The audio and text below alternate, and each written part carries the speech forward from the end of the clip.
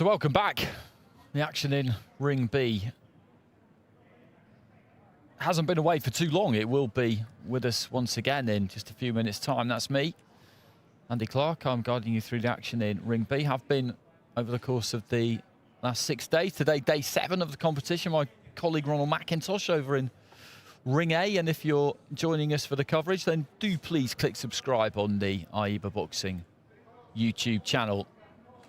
It's been great to see so many people tuning in and catching up with the fights at a later date.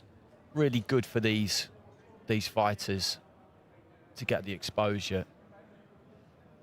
And we've got 14 fights coming up in the evening session. All of them quarterfinals, so in every single one, a guaranteed bronze medal will be on offer for the winner.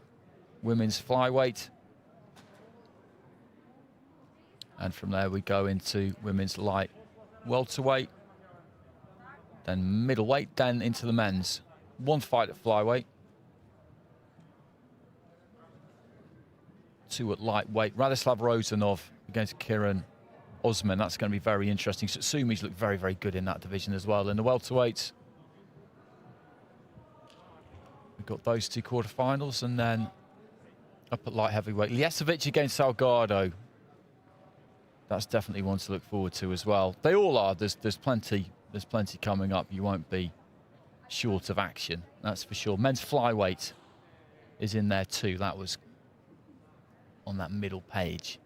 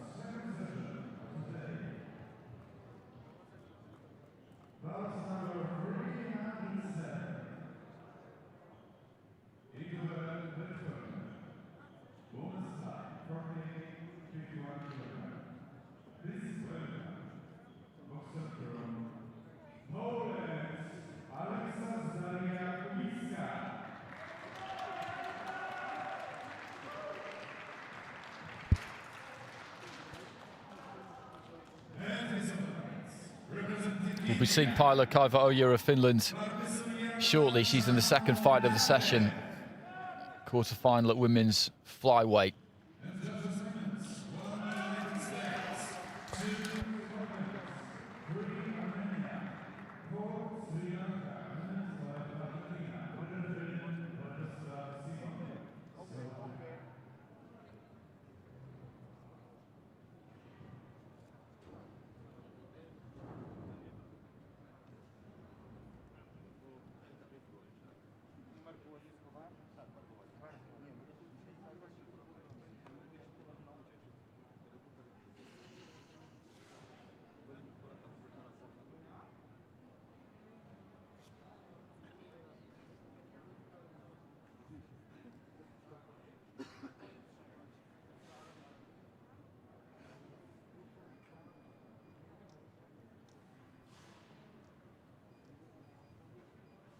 So that is our opening fight of the session. Women's flyweight, Gulnar Turapbai of Kazakhstan up against Kulan Altenbayek of Mongolia.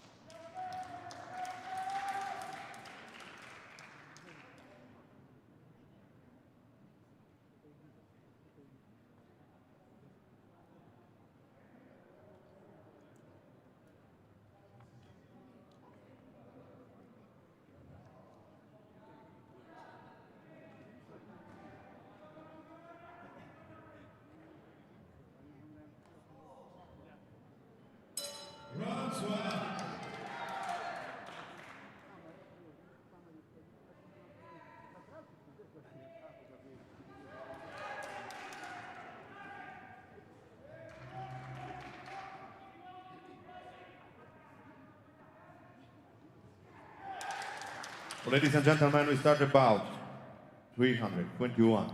In the ring be women's 51 kilogram. Please into the red corner from Kazakhstan, Gultan Tarabai. So this is the first time that we'll see Gulnar Tarabai. She got a bye and then a walkover against Hikaru Shinohara of Japan. So it's not ideal, I don't think, not to have had any fights under your belt and going straight into a quarter-final. You'll certainly be fresh. And please to the blue corner from Mongolia, Gulan Altanbayev. But Altanbayev has had the one fight. She had a bye and then beat Daria Hutarina of Ukraine 4-1. Youth and junior national champion. Tarabai exactly the same.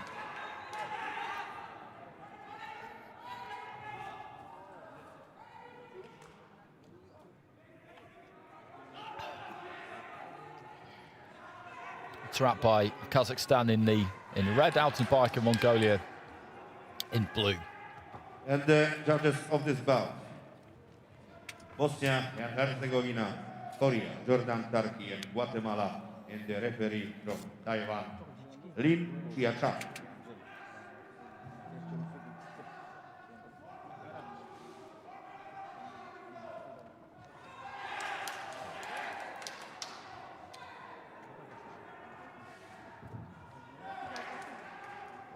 Those are our judges.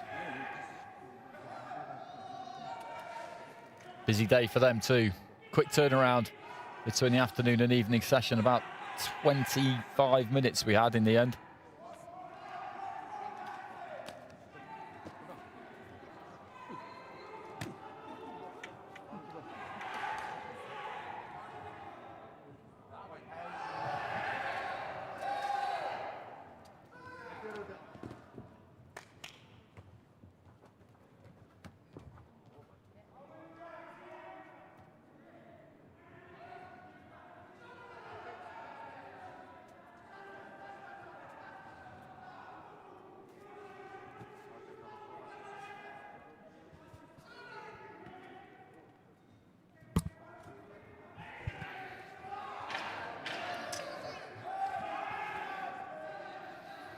Just waiting for the nod from ringside here.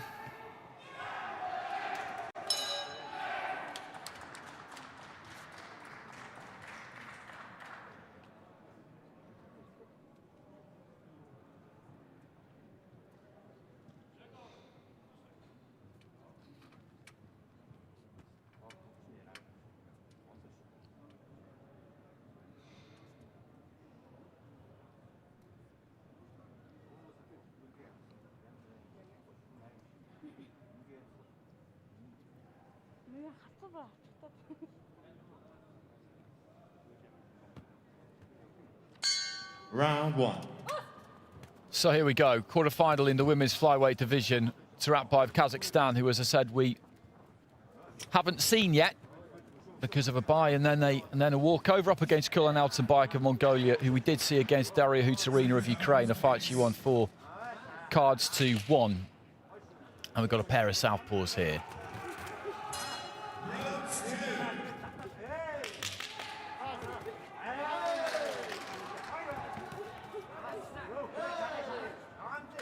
Little left on the inside there from Altanbayev.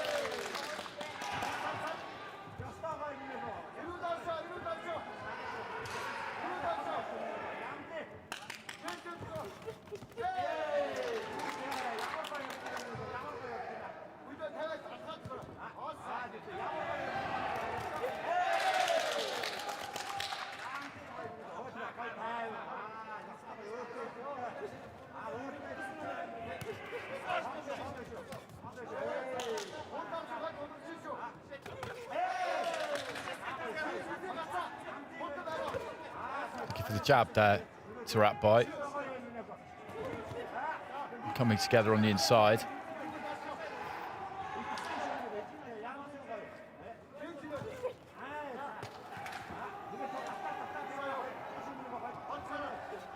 Falling short with the 1-2 there, Altenbayek.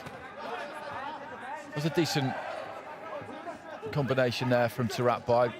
Neither one of these has really found their range yet. Just pouncing in there with the jab Taratbai. Plenty of movement from her, just keeping Altenbayek turning. It's Altenbayek who is kind of the more static of these two. Right hand on the inside there from Taratbai.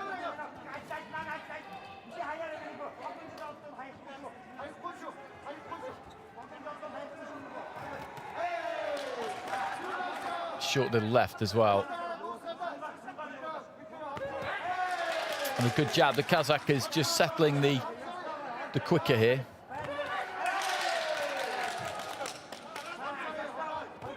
That head guard's riding up a bit there for Altenbayek.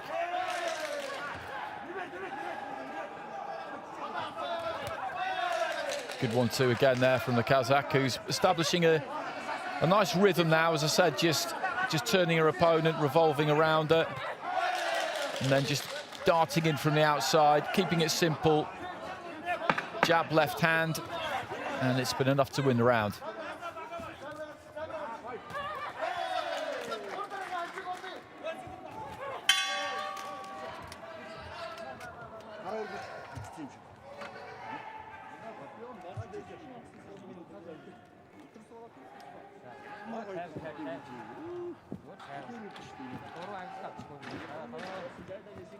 Well, split scoring, 10-9 with 3 of the judges, 10-9 with the other 2. So Taratbai with a slight advantage at the end of round 1.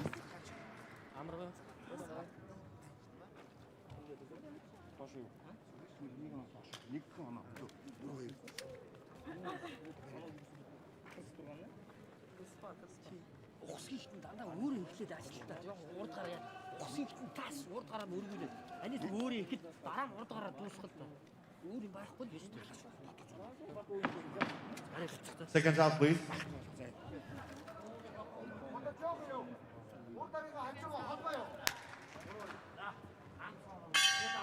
Round 2. So into the second round. This is the flyweight division. First fight of the evening session. Taratbai of Kazakhstan in the red. Good strong left hand there. Slight advantage after the opening round, leading on 3 cards. Altenbayek getting the nod on the other 2.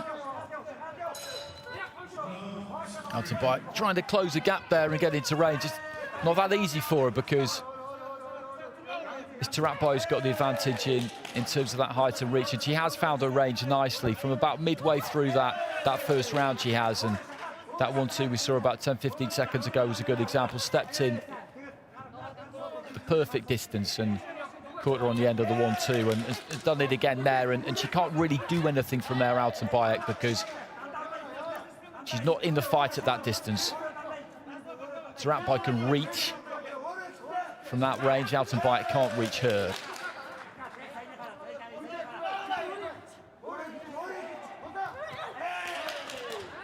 And again, she's got to try and move ahead as she comes forward, Altenbayek.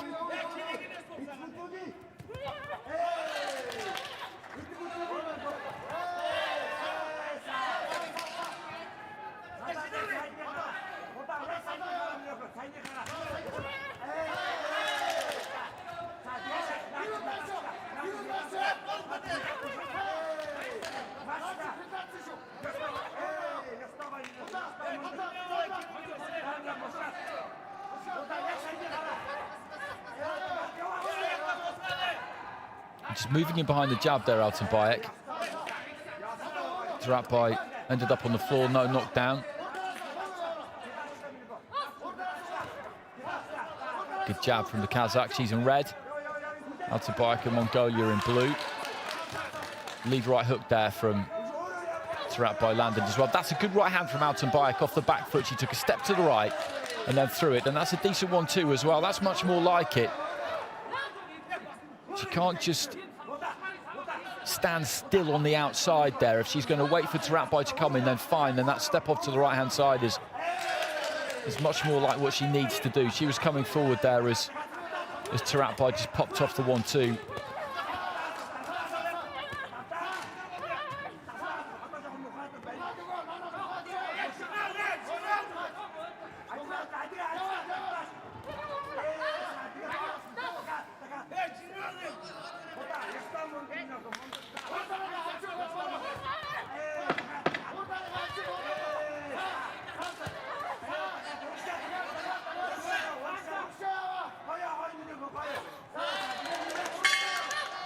So bell goes to the end of the second round. Have to wait and see how the judges scored that one. My feeling was that that was a Taratbai round.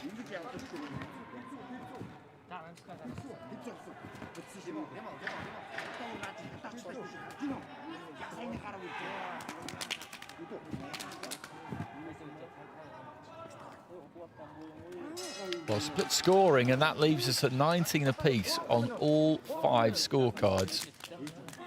We had one of those in the afternoon session. You don't see it that often, but it's absolutely perfect. Could not be more in the balance.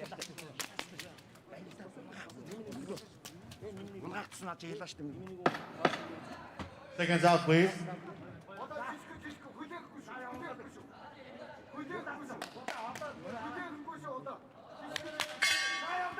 Third round. So third and final round, Altenbike comes out throwing there. And this is all up for grabs. 5 level scorecards going into the start of the round, both just landing on the inside there. Altenbike aggressive here at the beginning of round 3. And trading up close. She probably got the better of that exchange.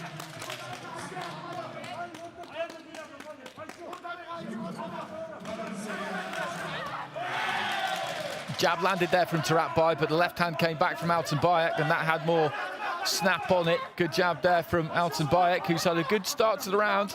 First 30 seconds of round 3.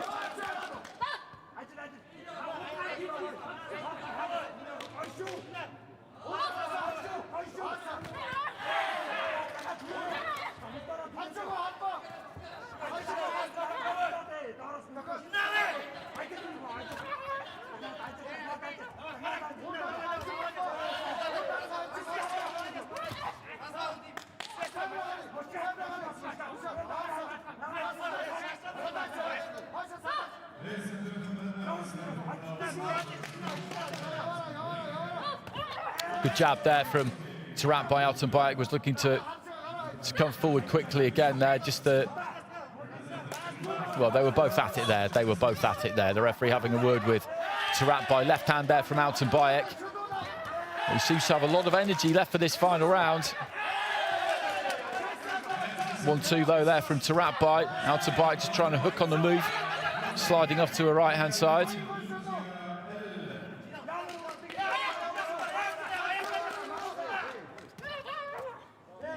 Heading into the final minute, then this is a tight round again. Altenbike, of the 2, has probably done the slightly better punching, I would say, up until this stage.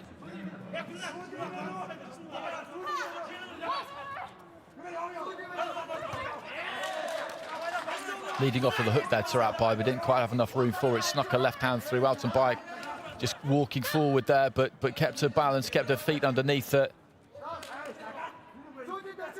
She put a lot into the earlier part of the round, Altenbike. And she got enough left here. Taratbai, maybe she can put her foot on the gas. 1-2 came in from Taratbai, then just crowded herself out a little bit with the follow-up. Altenbike just still continuing to throw. Taratbai, I think, needs a good, strong finish here.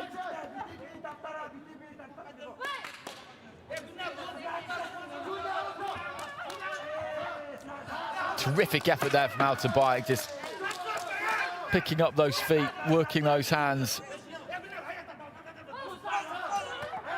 Good jab there from Taratbai, but the left hand kind of half landed for Altenbike, and there goes the bell. It was level, 19 apiece going into that final round. The Mongolian corner feel like they've done enough. I think they're probably right, but again, it's another close round. Altenbike though had the better start to it. She came out nice and quick, and I think landed some good leather there in the first 90 seconds. 2 minutes, maybe just faded a bit in the final minute, but they're pretty confident. They're pretty confident that that Mongolian corner will have to wait and see. And gentlemen, win by points with unanimous decision. From the blue corner, Burhan Altenbike, Mongolia. It's Altenbike who gets it by unanimous decision, so she's got all 5 of those cards in that final round. 2 rounds to 1. Good fight, close fight to kick us off in this afternoon session.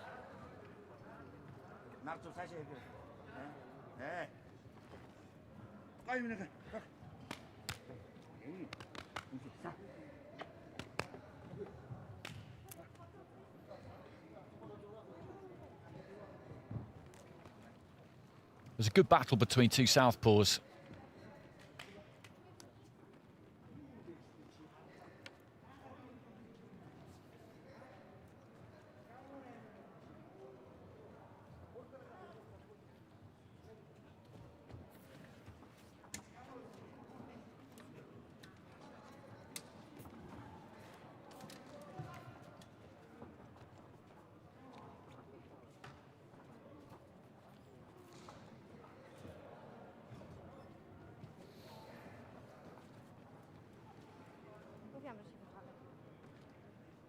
So Alton Bayek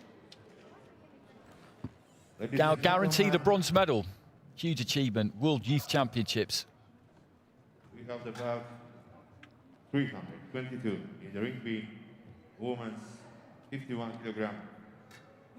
This into the red corner from Finland, Pila Kaivo-Oja. Pila Kaivo-Oja beat Hannah Nasser of Jordan in the previous round. Youth national champion in Finland, boxed at the 2019 Euros.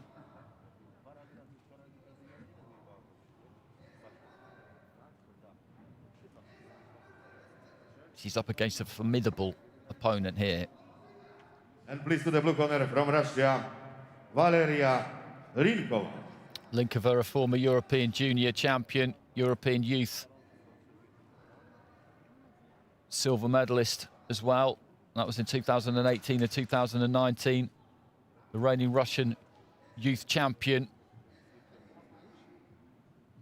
And the judges of this bout: Latvia, Bulgaria, Singapore, Poland, and Ireland. And the referee from Kazakhstan, Bakizan Bekpenpet.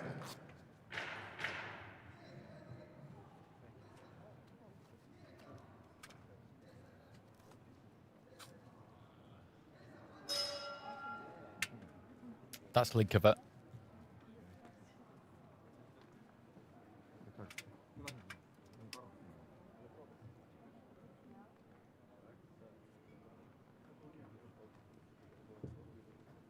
Those are your judges.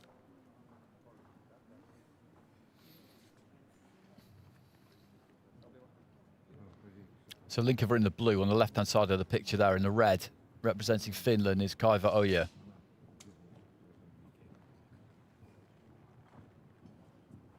Linkova beat Salma Lalali of Morocco in her previous fight.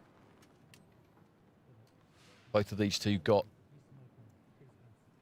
buys in the very first preliminary round.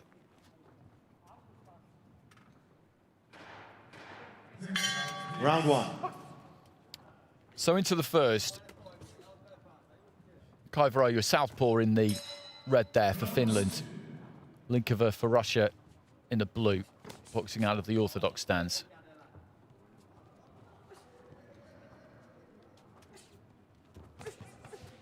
Long right hand there for Linkova, just shooting that up.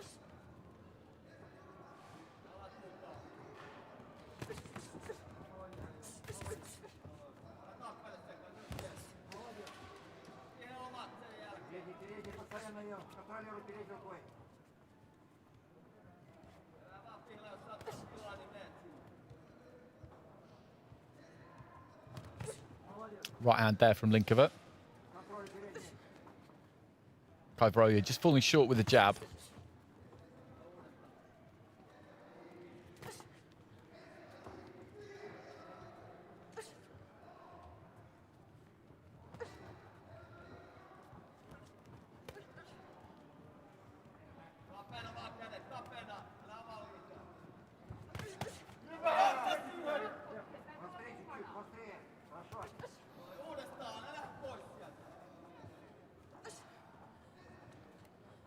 Just in and out with the feet there, Linkova.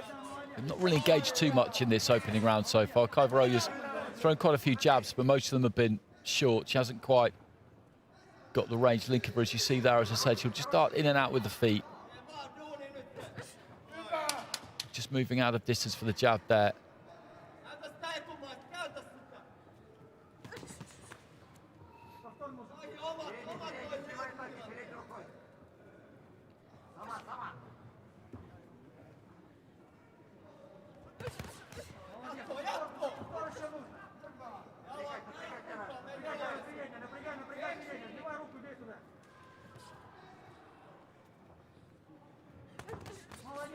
Right hand on the inside there from Kaivaroya. That was a scoring shot.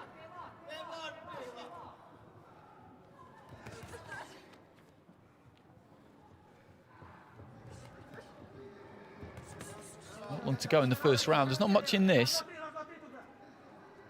Not much in this at all. Again, the jab there from Kaivaroya doesn't quite make it. Linkova turning southpaw right at the end of the round.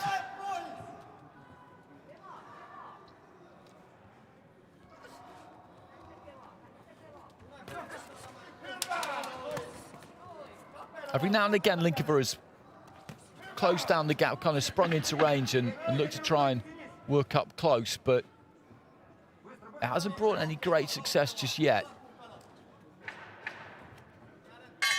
A lot of posturing in that opening round. Left hand landed there right at the end of it by the Finnish fighter in red. A lot of shaping, but not an awful lot actually happened.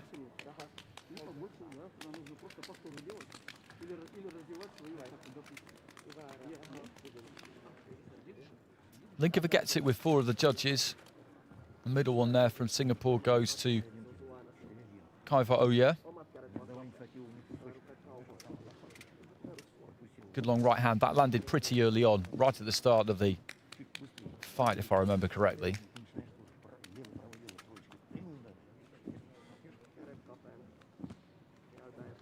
Pretty difficult to pick between them. Linkova was maybe, in the first couple of minutes, just looking a little bit more aggressive, a bit more like she was the one wanting to try and dictate, but she didn't really dictate.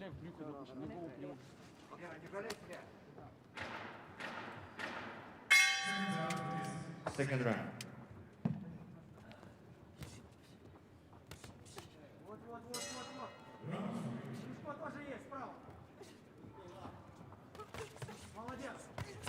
Good right hand there from Linkova. They just exchanged. Not quite up close, but at the closer range than they're standing at here. He's always got those gloves moving, Kaivaroya. Wants to try and throw that jab. Linkova is always keen to keep that distance. You see her just move those feet fractionally back. Reaches with the right hand there, wasn't within range for it. Kaivaroya scores to the body there.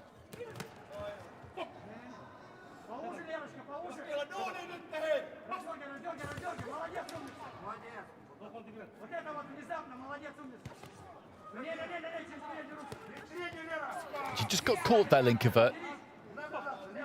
Stranded a little bit through the right hand, and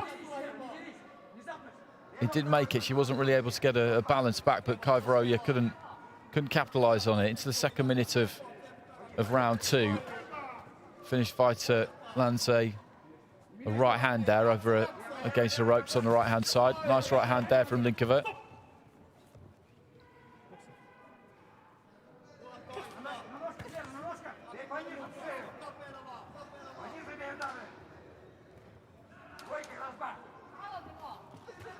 Again, short with the right hand there, Linkova.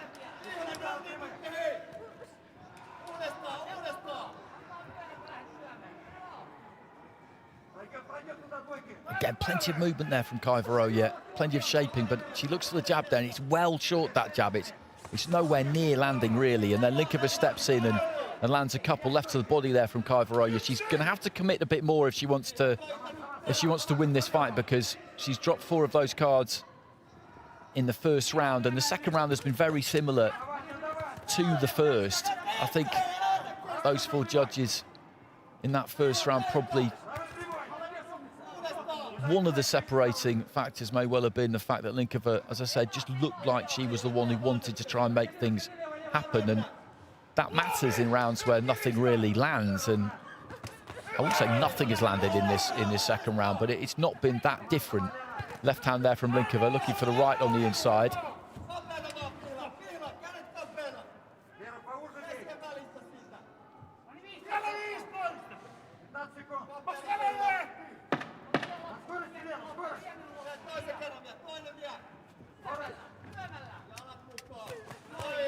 Good right hand there. Third punch of a three-punch combination there from Kai Varoja. The first two didn't really get there, the third did. Bit of snap on it.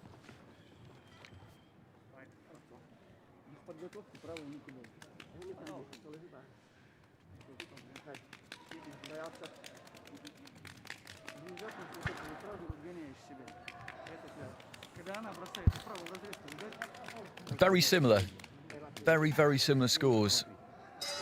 4 judges going 10-9 Linkova. Not exactly the same 4. That's why we've got 2 level scores of 19-19, but 3 scores of 20 points to 18 in favour of Linkova. So she's very much in control of this now, because Kai Varoja doesn't just need to turn those 2 drawn cards to her favour. She also needs to turn around one of those 20-18. So she needs a 10-8. And in the context of what we've seen so far, that doesn't look likely.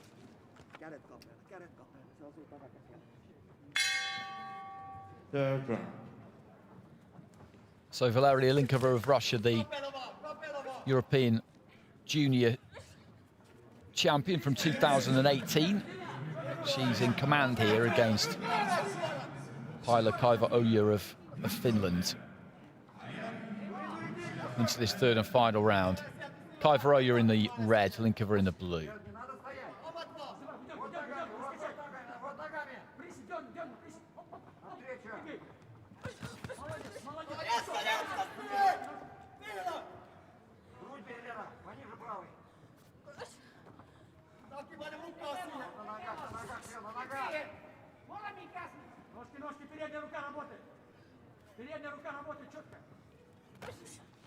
Good jab from Kai Varoja, straight into the middle of the chest.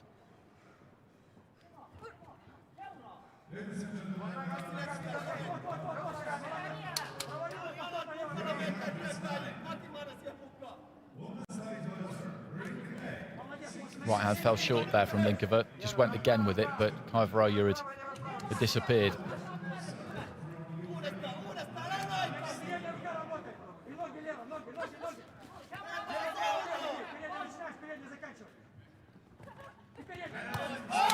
Right hand there from Kai Varoja brings a big roar of appreciation from the Finnish coaches away to my right.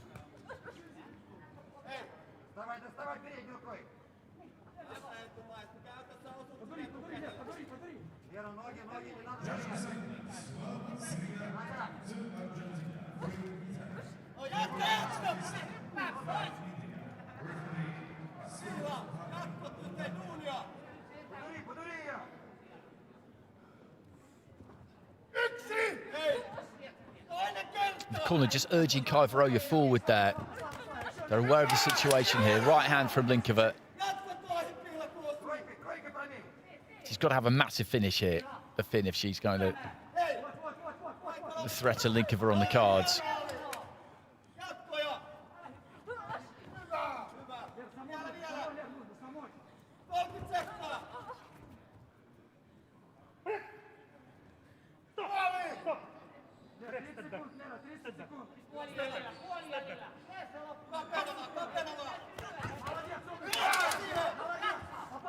That's a good shot there from Linkova. Just as Kai Varoja was opening out, she got caught, and you could see the impact it had. They just took her completely off balance.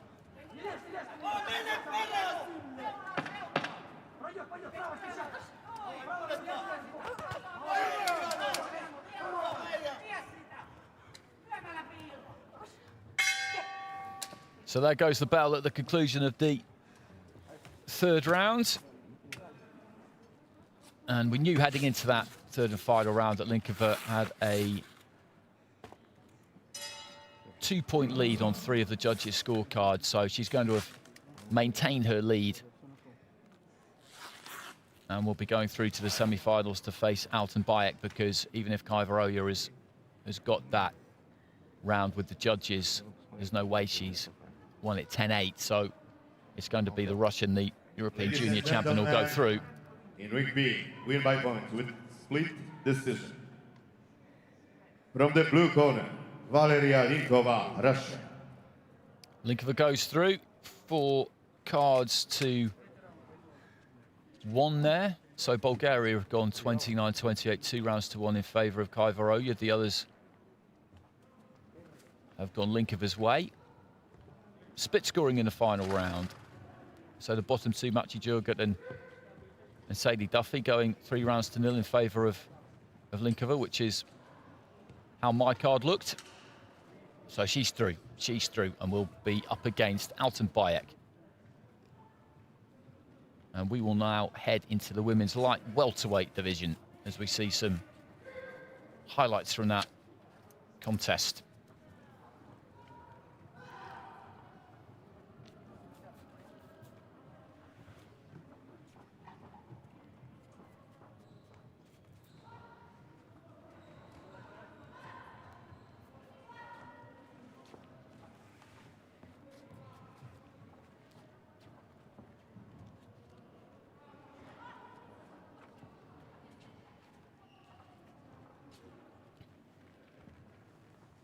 And now, ladies and gentlemen, we start about 323 in the ring B. 64 kilogram women's. Please into the red corner from Germany, Jenin Hesk. Jenin Zainab Heck of Germany, who beat Leah Pukula of Finland 4 cards to 1 in her previous fight, making her way to the ring.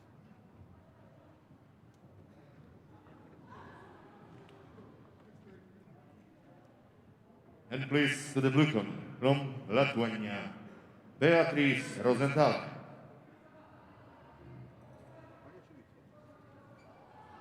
From Latvia,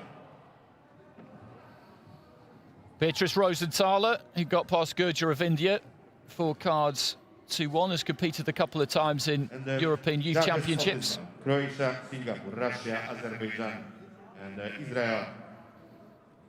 And the referee from Jordan, Yunis Nabel.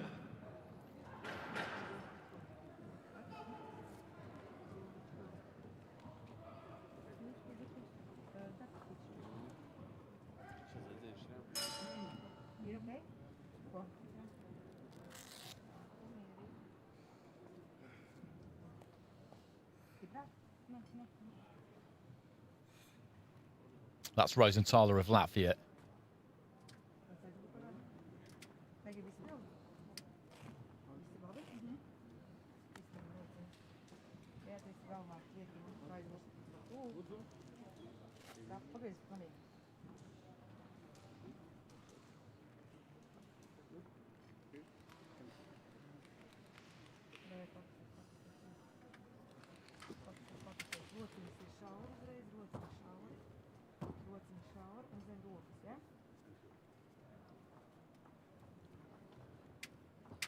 So this is a quarter-final at light welterweight, 64 kilo limit. And as has been the case all day, a place in the semi-finals and a guaranteed bronze medal on offer here. So Jenin Zainab Heck of Germany in the red, Rosenthaler of Latvia in the blue.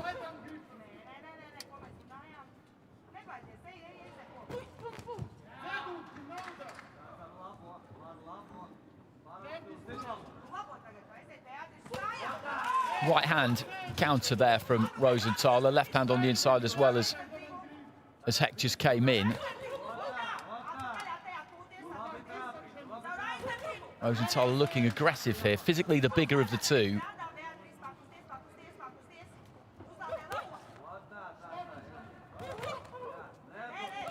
Just dips slightly to her left-hand side as she looks to throw that jab and then throw the right hand.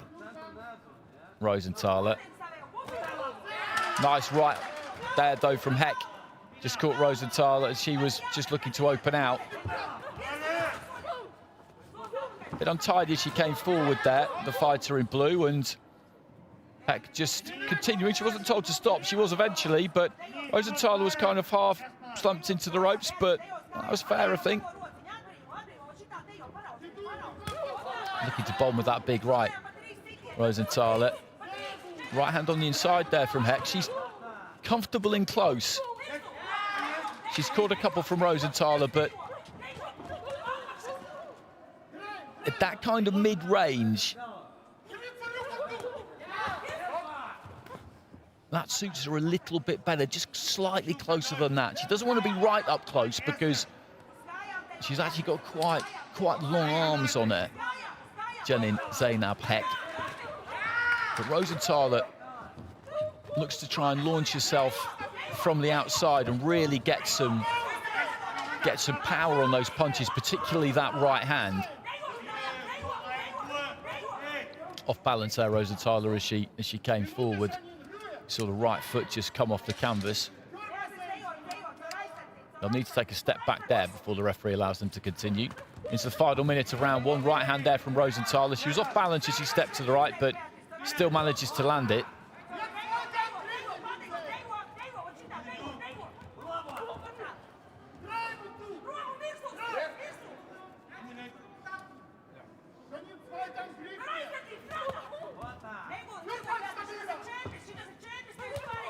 Right hand there from Rosenthaler. Made solid contact with the forehead. Final 20 seconds of the first round.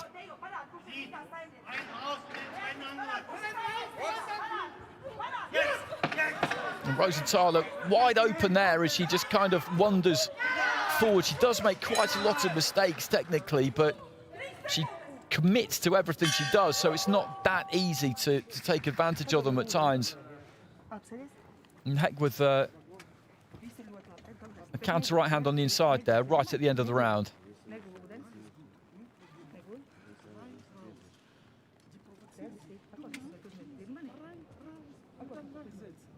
And it's Rosenthaler who gets it with all of the judges there, and I can understand why. She landed some decent shots there, and as I said, she was aggressive. Heck did some decent work on the inside. She just can't get caught on the end of that right hand. She's got to get closer, try and get inside that. And you can see Rosenthaler loading up on it. She dips to her left-hand side when she looks to throw. That was a much better delivered punch there, but generally speaking, she'll just list to her left a bit and then look to throw that right hand in a sort of shallow arc, not quite over the top, but nearly, and that's exactly what she did there. But as I say, knowing it's going to come and being able to do something about it are two different things.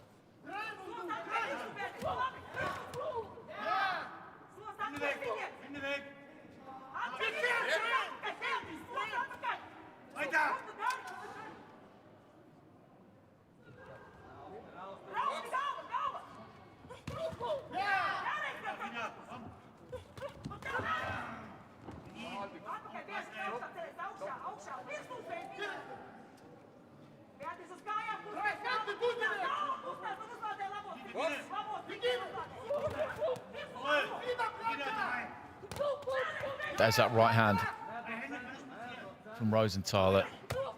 And again there, she opens right out with it.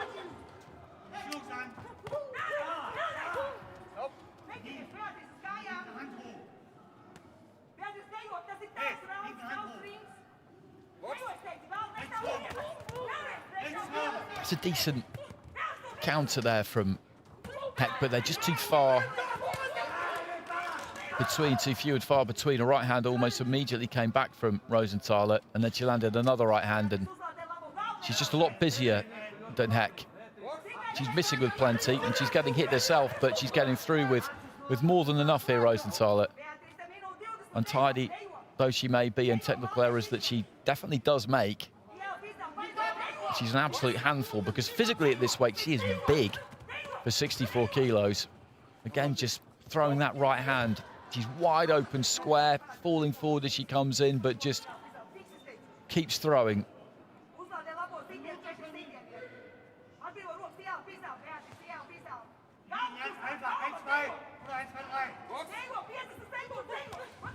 Good right hand there from Rosenthaler. She was nicely balanced as she threw that one. It's a real mixed bag from her. Sometimes she throws a really good right hand. Other times she just throws it from wherever she seems to end up.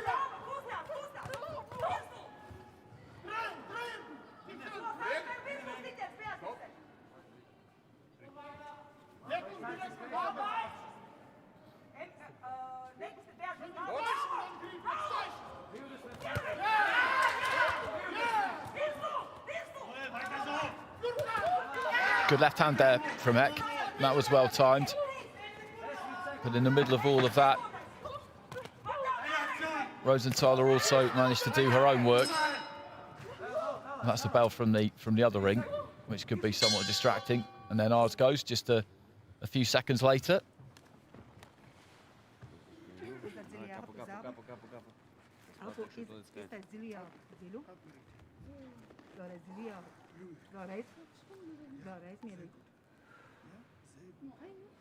Rosenthaler gets it with 4 out of the 5 judges, so she's 2 points clear on 4 of the cards, which is a big mountain to climb for Janin Zainab Heck.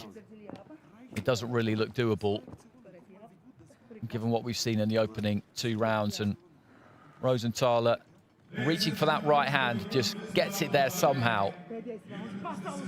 I've said over the last few days that what you really want to see from a fighter is when they throw a punch and it's not going to get there, they should have their balance and just bring it back and go again. Rosenthaler is one of those fighters who doesn't do that. When she throws a right hand, when she throws anything, she wants to land, and she'll chase it in there to try and make sure it does. But it's working out well enough for her here. She completely commits to everything that she does, and that means that you have to find an answer. She is off balance sometimes when she comes forward. Quite a lot of the time when she comes forward, she was there. But she's a big presence. And Heck really hasn't managed to get off the punching line often enough. You've got to keep her moving and keep her turning and try and catch her on the way in, on the way past.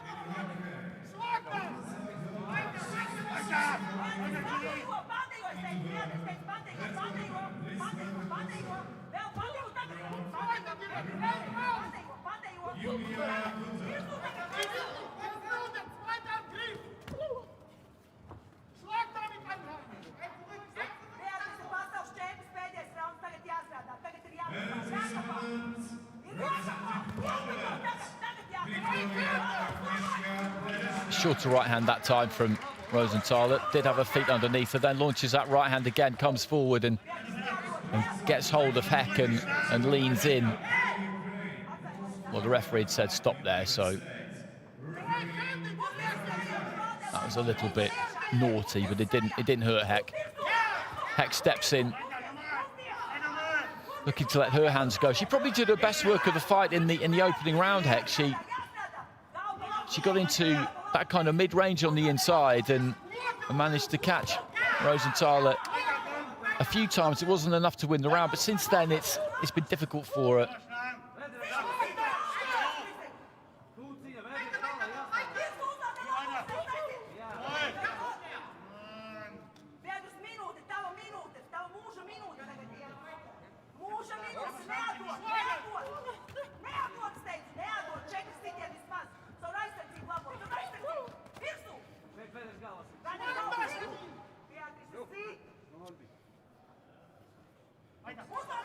Into the final minute. Big right hand again there from Rosenthaler. He just feints a little bit, stutters with that front foot, feet planted wide, always looking for that big right hand.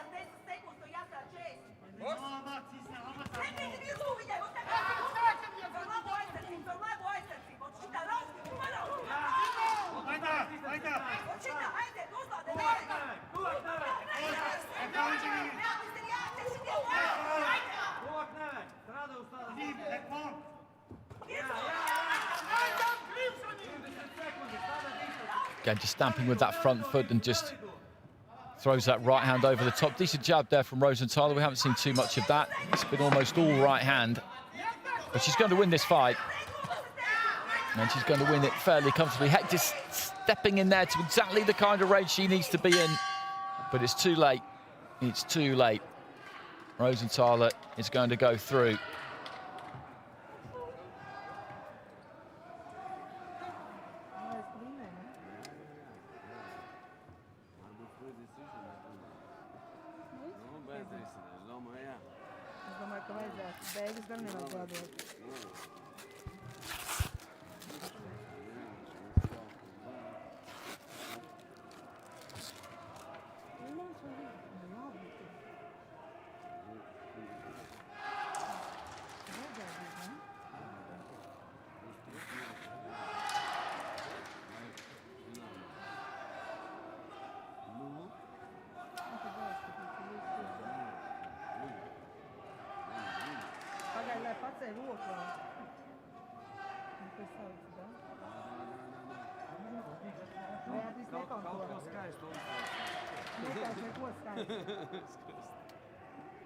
Ladies and gentlemen, in this bout, win by points with unanimous decision. From the blue corner, Beatrice Rosenthaler, Latvia. So Rosenthaler goes through. She's into the semi-finals and guaranteed a bronze medal. And she gets it 3 rounds to 0 on 4 of the cards and 2 rounds to 1 on the other. And she's absolutely delighted. And so she should be. Took that final round 10-9 with all 5 of our judges at ringside.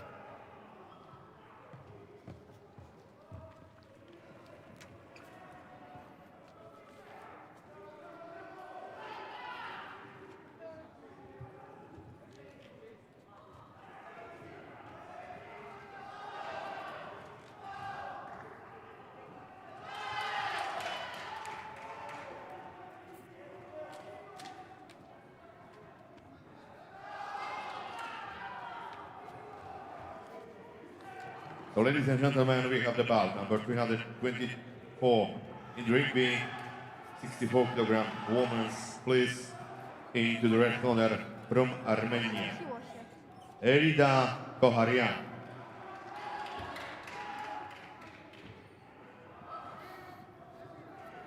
So another quarter-final here. This is Elida Kocharian of Armenia, who won by unanimous decision against Lithuania. And to the blue corner from Uzbekistan, Mokin Bonu Abdullayeva. Abdullayeva of Uzbekistan, elite national champion of Uzbekistan, as well as youth champion. And the judges of this bout, Bosnia and Herzegovina, Taiwan, Poland, Korea, Guatemala, and the referee from Bulgaria, Ms. Maria Kavakieva. Kocharian as well, a bronze medalist at the 2020 European Youths.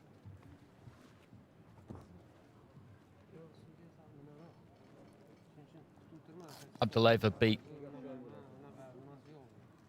Raye of France by split decision in her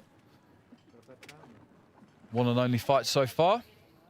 16 boxers entered at light welter, so the perfect number for the draw.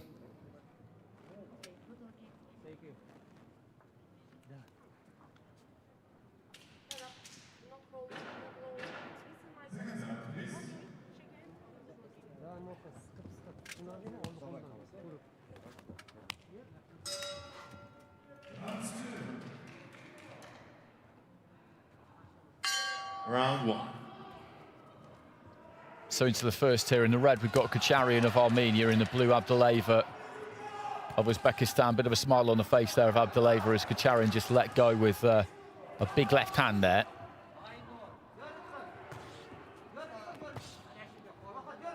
Abdullayeva's got good basics.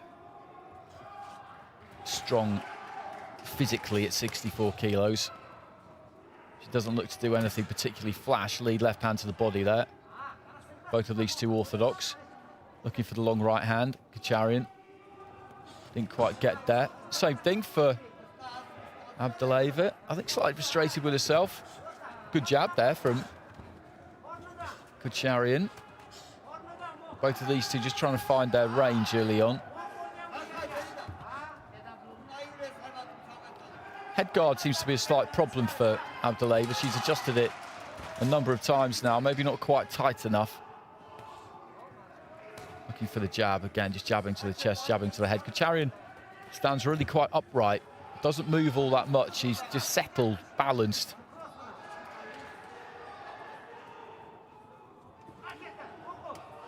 Both of them just bobbing their lead hands forward there. They're not reaching with those. They know they're not. The right hand gets there, though, from Abdulleva. And then she looks for the 1-2 and just backs off midway through round one. It's just beginning to warm up a bit. After a fairly cagey opening. Lead left hand to the body there from Abdulleva.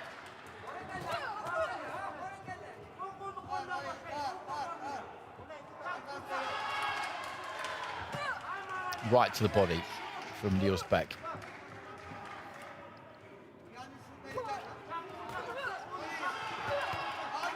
Jab to the body again, and Kocharyan has been headhunting for the most part so far. There's a bit of a problem with the head guard there for Abdulleva. She's adjusted it a few times, and that's not ideal for her at all. Kocharyan just getting in nice and close by the ropes there.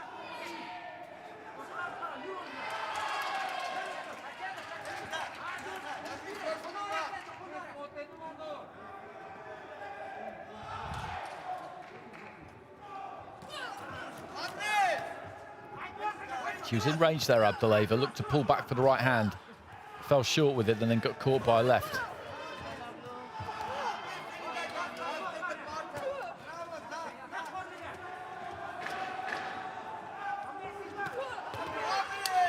Nice left there from Kocharyan, who's had a decent finish to the round here.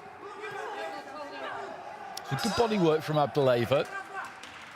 But Kocharyan has got a good composure about her, doesn't get flustered, doesn't get panicked. Just goes about her business.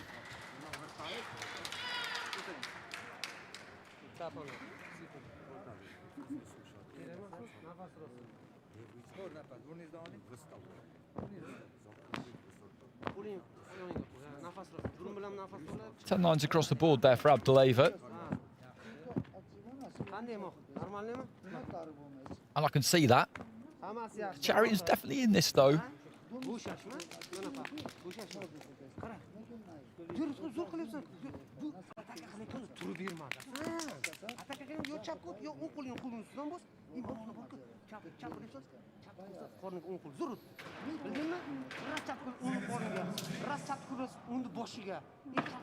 I think the Armenian corner, and this is a complete guess, but just from the tone of the advice they're giving her, I think they're just trying to just convince her a little bit that she needs to be a bit more confident. That Abdulleva is not some kind of wrecking machine, despite being senior elite champion with Uzbekistan. Good jab there from Abdulleva. I think they're just trying to tell her that she's got the tools to get something done here, maybe. It's a tough ask after going down in the first round, but there were glimpses, there were moments in that opening round. I think Abdulleva is the stronger fighter of these two, but I think she does need to just believe in herself a little bit more here, Kocharyan. Short with the right hand there, Abdulleva, but kind of wandered in after it and landed a left.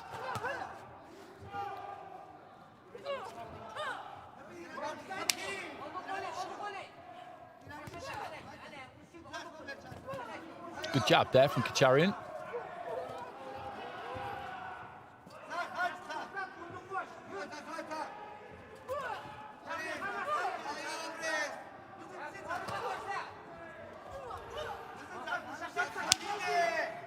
Again with the head guard for Abdulleva.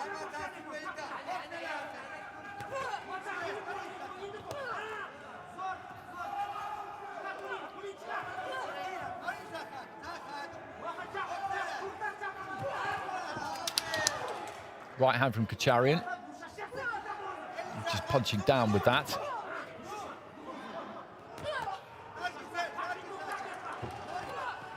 Left hand from Abdulleva, then a short straight right.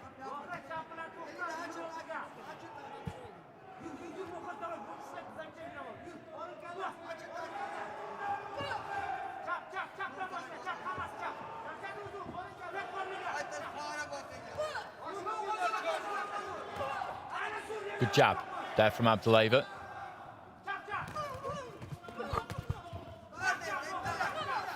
Nice left hand as Kocharyan came forward as well. Caught her with that one as she was on her way in.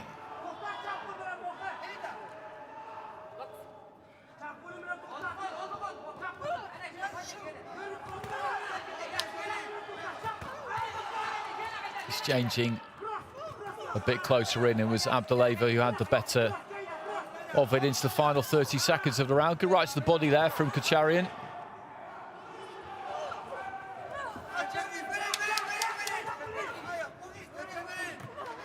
Good strong right hand from Abdullaeva, just backed up to the ropes. Kacharian just takes a big, deep goal purveyor there. She's tried to work as hard as possible in this second round. Slightly open, little bit weary looking. Catches a right hand at the end of the round. It was a good competitive round, that one, but I'd imagine that will go again in Abdullaeva's favour.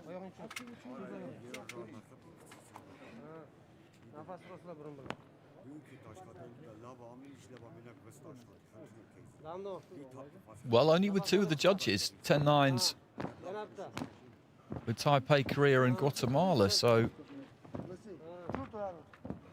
that's interesting. 2-point lead on two of the cards there for Abdullaeva. The other three level, so she needs to hang on to those two cards that she's already got, which you would imagine she will. You can't see a 10-8 for Kacharian in this round, and needs to convert one of those drawn cards into a win, and she's through. Kacharian needs all three of those 19-19s to go her way.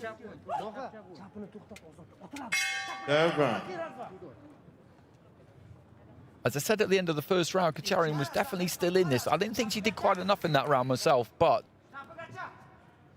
for three of the judges, she did. Good jab from Kacharian to start things off. A nice couple of left hands on the inside.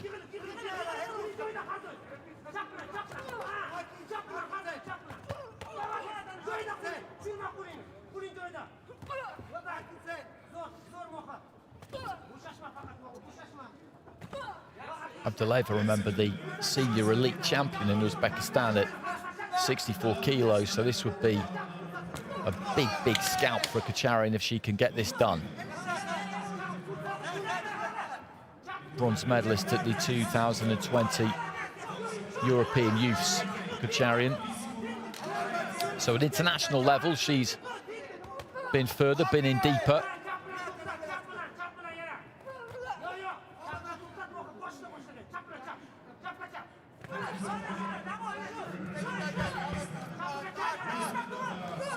And Abdullaeva just on the back foot a bit here. There was a decent jab there from Kacharian.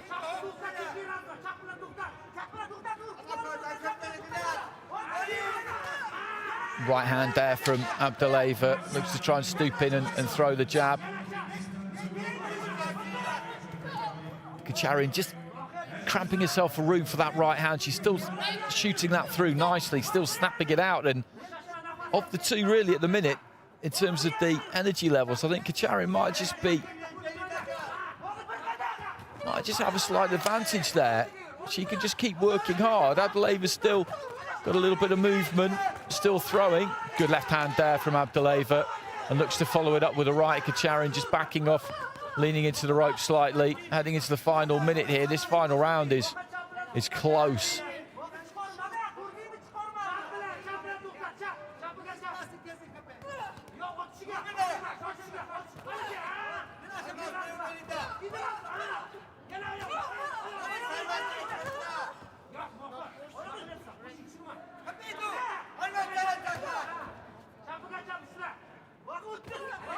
Good jab there from Kacharian. I think Abdullaeva might have just landed hers at the same time. So heading into the final 30 seconds.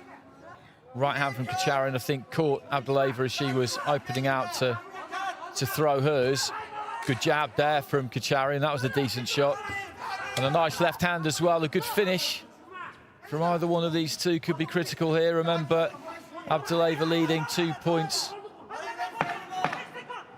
ahead with two of the judges, so those two cards will be hers, because there's no way Kacharian has won this last round 10-8. The other three were level. Good jab there from Abdullaeva. So Abdullaeva needs to convert one of those drawn cards into a win, and she's through. Kacharian needs all three of them, and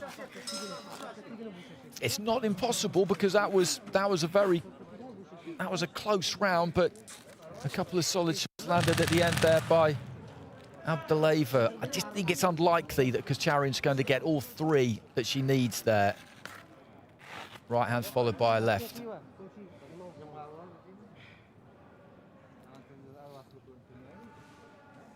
But it was a good fight. I think she just lacked a little bit of self-confidence in that opening round, Kacharian. Either that, or she just stood off and had a bit too long a look.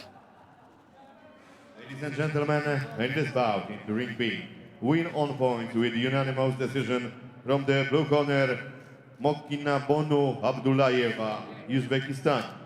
Well, Abdullayeva gets it.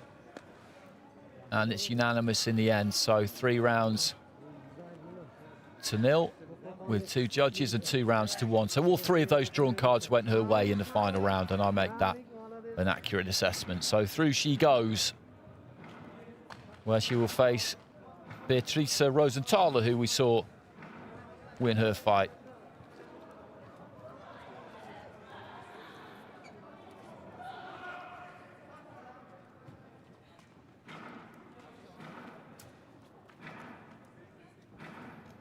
And from here we will march straight on into the women's middleweight division.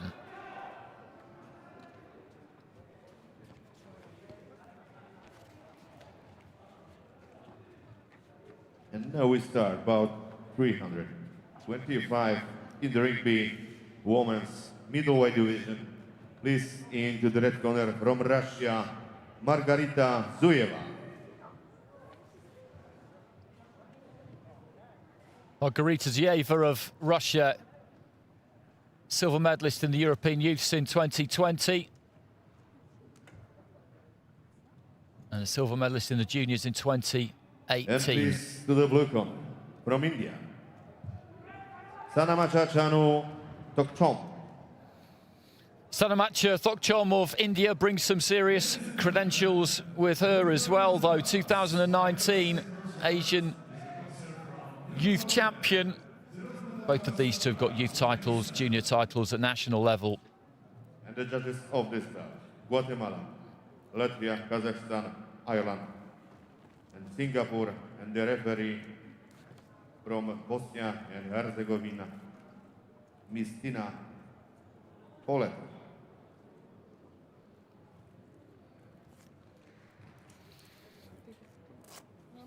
And this should be a good fight.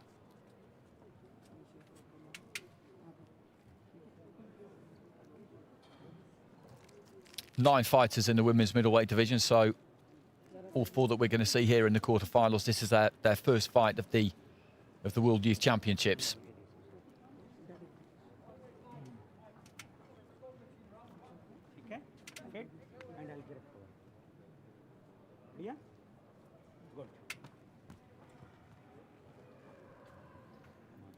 That European Youth silver medal she won, Zuyeva, she lost in the final to Daria Parada, who we'll see in the next quarterfinal, up against Chiara Cirello of Italy.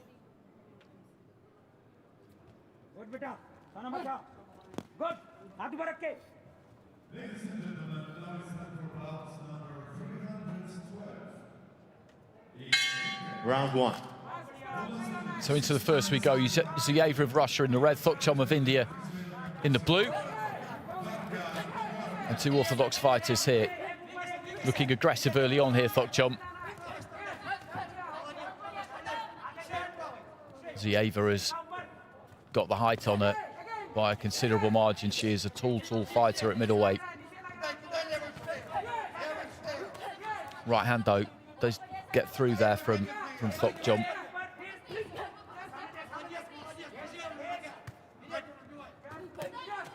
Just about reaches with the second right there. She throws it over the top. She's going to need to land it on the head of Zuyeva. Thokchom with the right hand there. That gets through too, and she's just catching Zuyeva standing a bit square, a bit tall at times. Goes for the right hand there, Zuyeva, but Thokchom came straight back with her right. Right hand just rocks back the head there of Zuyeva, and she's got to try and step off that punching line, really, because she's just throwing that right hand, that backhand, Thokchom, again and again and again and again. Confident that she'll land it. She landed it again there, and Zuyeva looks a little bit a little bit unsteady, and there it goes. She's just rocking the head back with that right hand, Thokchom, again and again. Stepping in, just throwing it over the top, reaching forward a bit sometimes, but she's not necessarily wrong to do that because, in general, DZIEA will pull back in a straight line. She can't miss with it at the minute. She really can't. DZIEA needs to try and keep her more occupied with the jab. Right hand again.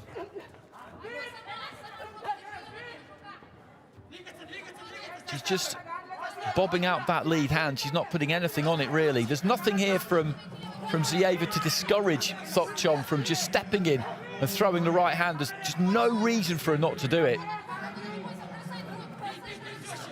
No threat here from DZIEA. None.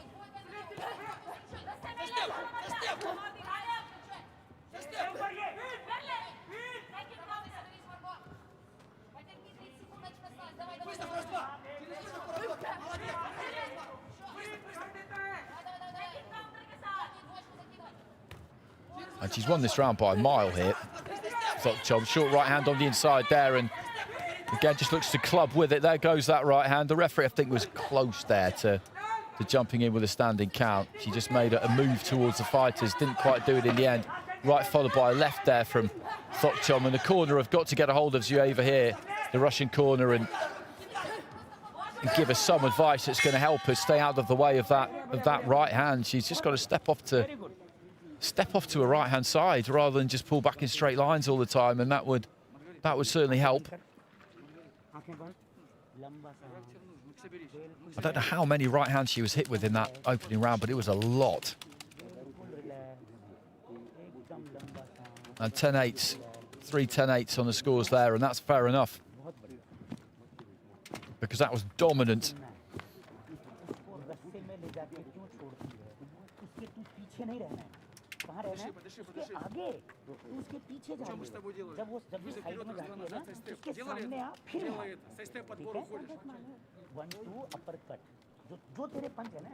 She's bringing the weight back sometimes there, so some of those aren't really landing with all that much force, but they are landing. That was a nice punch on the inside, that shorter right hand.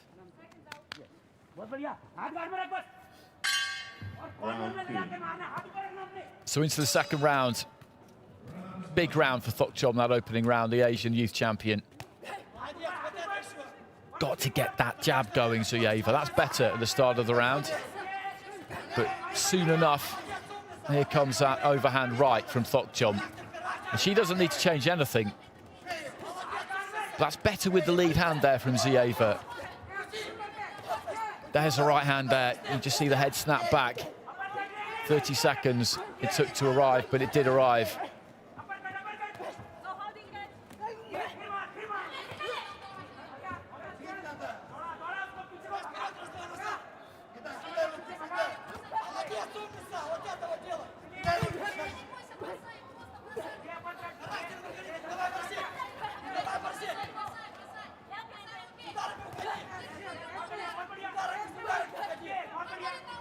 Standing count.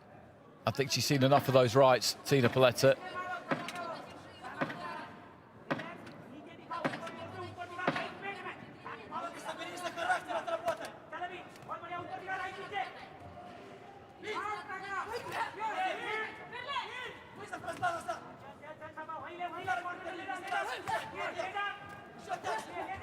Again, that right hand lands and shorter this time, and the referee has waved this off, and I can't blame her because that right hand was just landing far too regularly, and that final one that landed where she stepped in and delivered it a little bit shorter, I think that hurt her a bit, because when the fight was stopped and she was just making her way back to the corner, which was only a couple of yards away, she didn't look absolutely steady, and Thokchom just started throwing the right hand at the very beginning of the fight, over the top, punching up with it, started landing it, and really just never stopped. In the ring being win by RSC in the second round. From the blue corner, Tamanacha Jano Thokchom, India. So another bronze medal in the bag there for India, at the very least, in this women's middleweight division.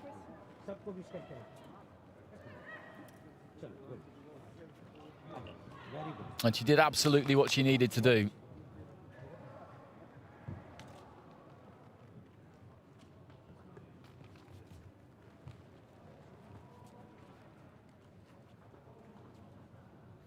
It's just quite a strange fight to watch because she's been deep into major competitions, Zieva. Silver medalist at the European Youths. But she just never managed to get out of the way of that right hand.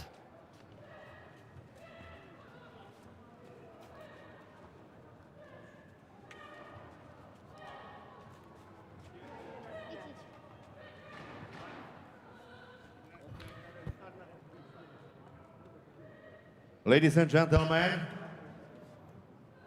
we start the bout number 326 in the ring field.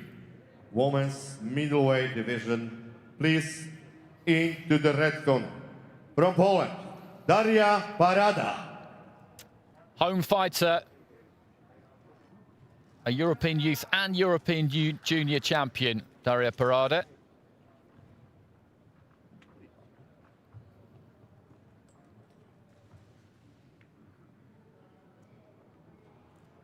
And please to the blue corner from Italy,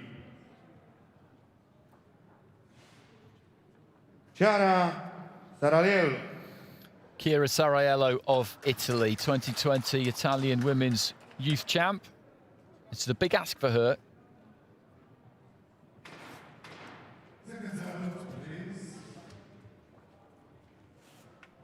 But in a sense, has got nothing to lose here. There won't be any pressure on her. Parada's the home fighter, the Polish fighter. This bout, Azerbaijan, Israel, Korea, Croatia, and Jordan. And the referee from Russia, Sergei Krutasov.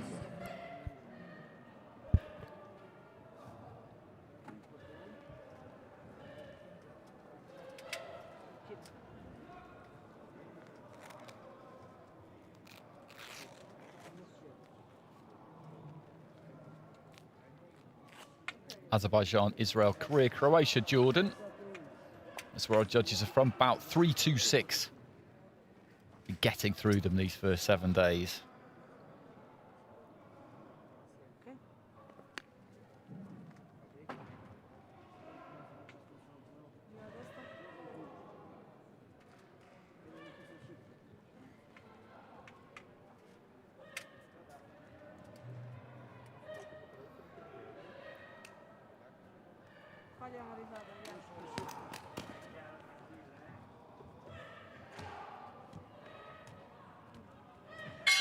Round one. So into the first round here, Parada of Poland in the red, Saraiello, Italy in the blue. Parada, the European Youth Champion, has won the European Junior title as well. Saraiello, Italian Youth Champ at 75 kilos.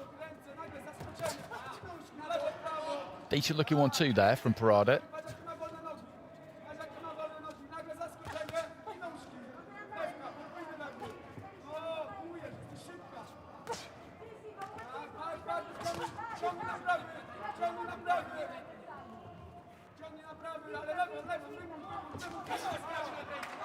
Counter right hand there from Parada. Landed right to the body. Left to the head. Saraiello is just getting caught as she closes the distance down. Combination there from Parada got through too.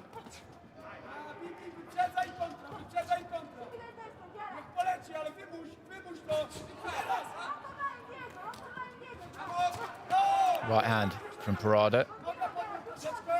And the jab too. Well organised. Good balance. Took her feet back out there as the right hand came in from Saraiello. Doesn't look to wind up much with those punches. They don't travel too far, but they're accurate. Again, there lands 2 or 3, circling away to her left-hand side. Jab to the body from Saraiello. Nice 1-2 from Parada.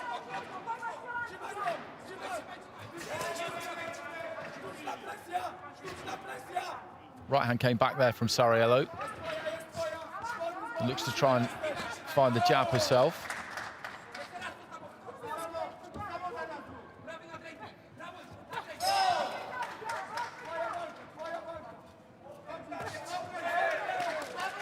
Good jab there from Parada, right to the body. Sariello's just holding it together here. She's trying to see if she can get into range herself and land something. Physically, they're quite similar in terms of height, in terms of stature, but the problem that Sariello's got really is that Parada's got faster hands. And it's just beating her to the punch. Nice 1-2 there from Parada. Good example. Right hand comes back there from the pole, and this is a polished display from her so far. Again, just a good 1-2.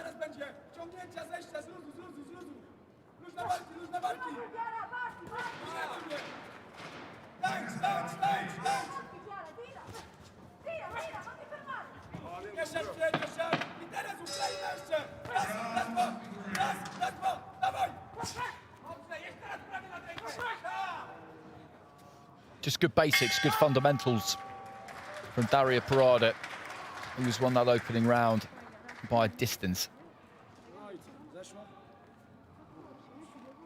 And you can see why she's won what she's won.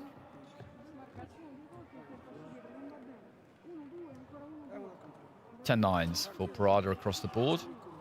Couldn't be anything else.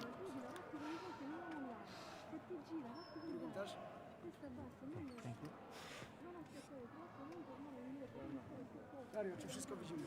Lewą rękę na opuszczoną, wpadać lewym prostym, wymuszy atak.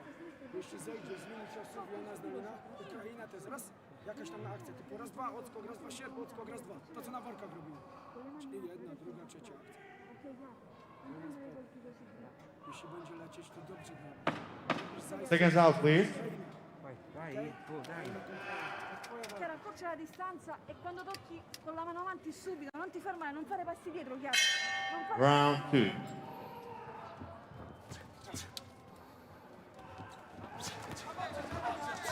Sariello at the start of the round, just trying to close the distance down a little bit quicker there. If she's hesitant in any way, then she just gets beaten to the punch by Parada. She's trying to quicken up her hands here, Sariello, just make everything she does a bit sharper. You can see that there's a conscious effort. Parada flicking up the jab from the waist. Nice right hand there from Sariello. Parada was just backing up to the rope. She was holding out her lead hand to see if she could measure her right, and as she was doing it, Sariello just clipped her on the chin. Which is better from the Italian. Just waiting a bit too long in that opening round to get those punches off. Good right hand there from Parada, backed up to the ropes.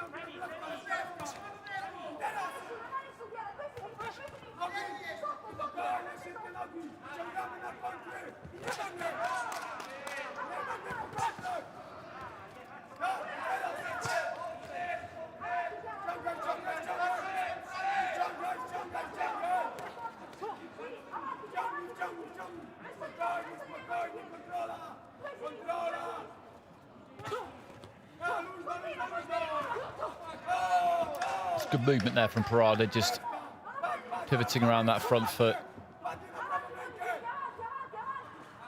Making Sariello turn as she was trying to back her up to the corner. Right hand there from Sariello. This has been a much more even round. Right hand from the Italian again there. She's having a good little spell here. Needs to try and build on it. Jab to the body, then right hand upstairs.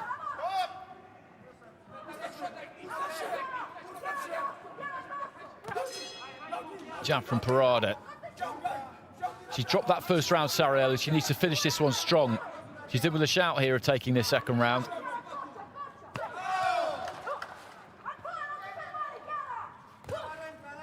Jab to the body from Sariello. Bit of swagger about that jab there from the Italian. I think her confidence has definitely increased. 1-2 there, though, from Parada. Right to the body from Parada. And a neat left hand too, and maybe she's just taking this away from Sariello in the closing stages. That's possible.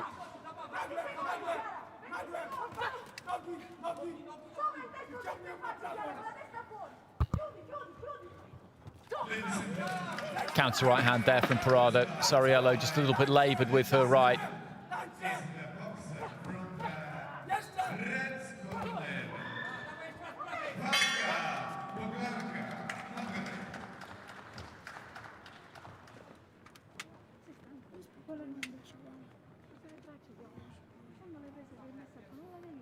Ti devi infilare i colpi. Non la devi guardare, la prendi con 3 ti fermi. Non la devi To jest guardare. minuta dla Ciebie, Devi tirare żeby i colpi, non la devi guardare più. ona nie... Well, Parada gets it 10-9 on all of the cards there, so she's 2 rounds out in front. That was a much closer round, that second round, I thought, than the first round. And Soriello had a good spell in the middle there, but towards the end, Parada got some good work done herself, which just took it away from the Italian. Raz puszczam tu. Wykorzystuj. Bo ona z minuty jest zdolniejsza i można jej naprawdę kontrolować. Jak już trzeba, to przyjmij na blok. W linii nigdy nie idę po prostu. Kręcę cały czas na środku. Seconds out, please. Noga się cały czas kręci w lewo, w prawo. Jak najwięcej środka. Ona ruszy, ty musisz być konsekwentna. Third round. So third and final round, nice left hand there from Daria Parada. She's in the red, boxing for Poland, former European youth and junior champion. Just slung that left in as she was moving off to her left. Soriello is trying to set her feet in front of Parada and hem her in on the ropes. She knows that she needs something big here, the Italian, in the final round. Found herself comfortably second best in the opening round. Made a much better fist of things in the second round, but still couldn't win it. So she's 2 points down with all 5 judges, and that is an almighty mountain to climb against the European youth champion. Good combination there from Parada. 3 punches thrown, 3 landed. Good jab, nice snappy jab there.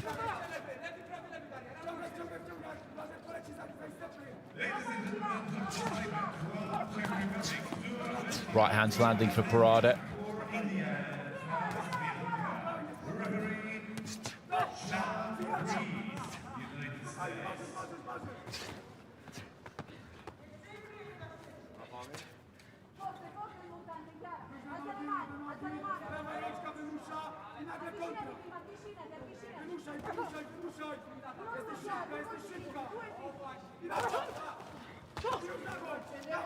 Right hand to the body off the ropes there from Parada. Soriello trying to find that right midway through round 3.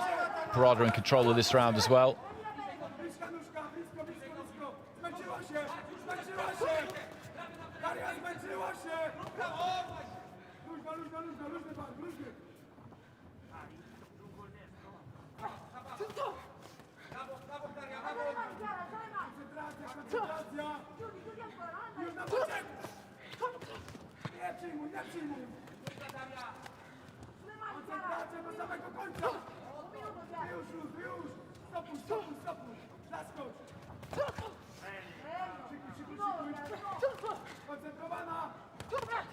Right hand there from Parada as Soriello was just looking to try and close in.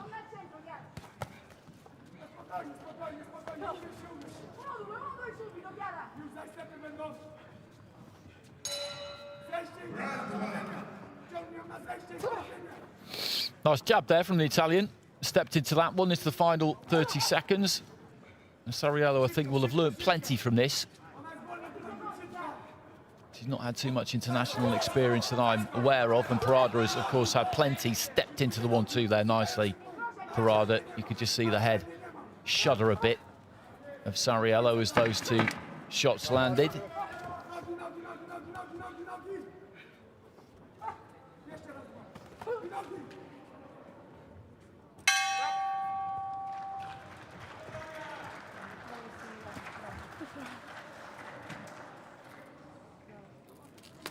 And that concludes the quarter-final in the women's middleweight division.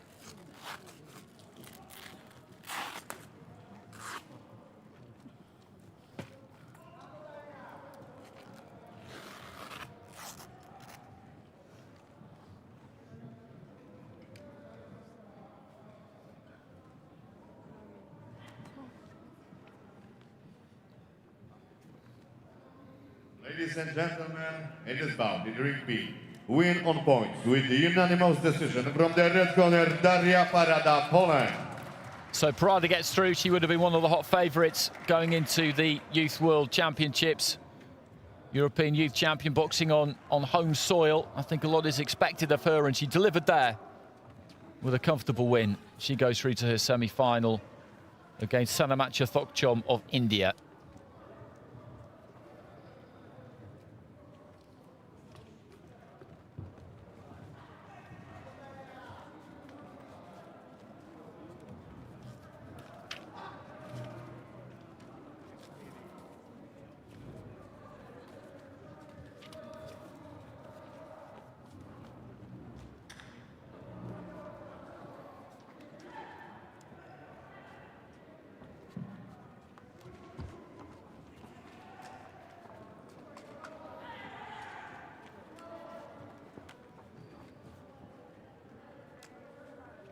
And now, ladies and gentlemen,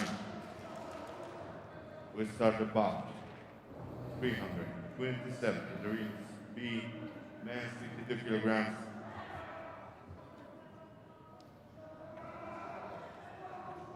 Please, into the red corner.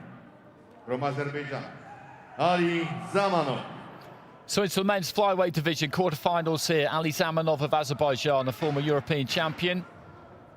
Beat Garboin of Armenia, Ionium of Thailand so far, both by split decision.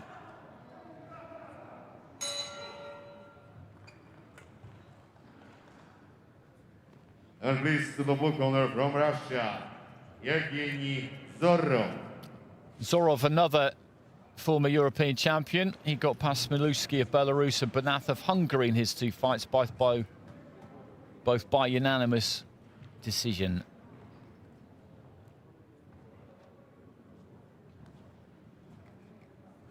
And the judges of this bout: Singapore, Bulgaria, Latvia, Taiwan, Kazakhstan, and the referee from Croatia, Naim Rahman.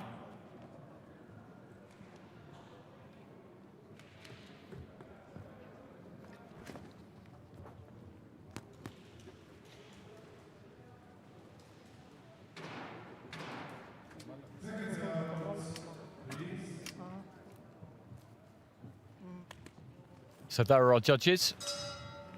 It's the men's flyweight division, 52 kilos. 28 fighters entered in this weight division.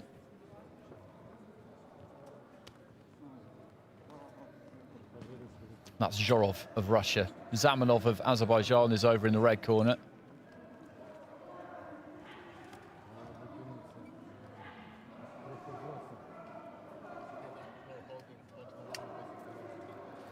Naim Ramaj of Croatia in charge, encouraging the two of them to just touch gloves. So Zorov. Round one. Orthodox fighter, Zamanov southpaw. Zamanov holding that lead hand low, just tries to flick the jab up from the waist. Zorov looking for the body.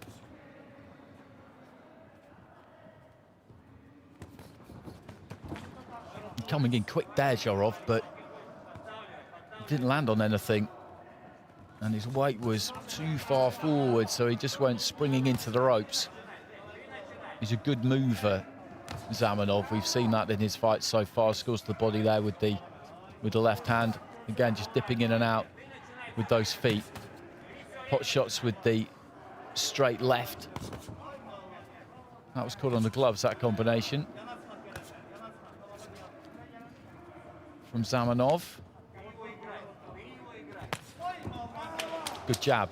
Just hit Zorov as he was trying to wind up with his own right hand. He's made a good start here, Zamanov. He's settled nice and quick.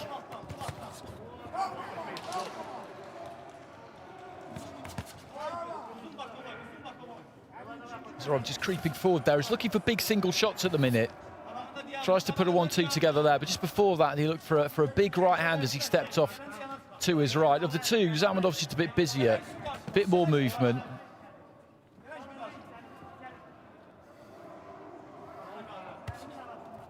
Flicks up that jab, caught on the gloves there by Zorov. Again, he just looks for a big right hand. The front feet clashing there. There's not really very much they can do about that. Orthodox against southpaw. Haven't seen that much of that, actually. Over the last week, we've had a lot of southpaws. Left hand there from Zamanov. And looks for the body into the final minute of round one. Just feeling with that jab there, Zorov, and again just looking for the right hand. I think he's been a bit one-dimensional in this round so far, whereas Zamanov hasn't.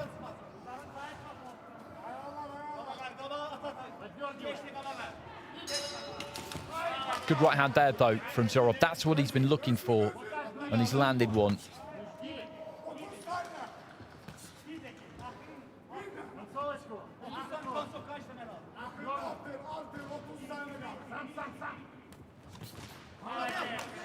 Didn't quite make it with the right hand there, Zorov, leading off with the left. Good upper body movement there from him as he got Zamanov back onto the ropes and then pinned him with the left hand.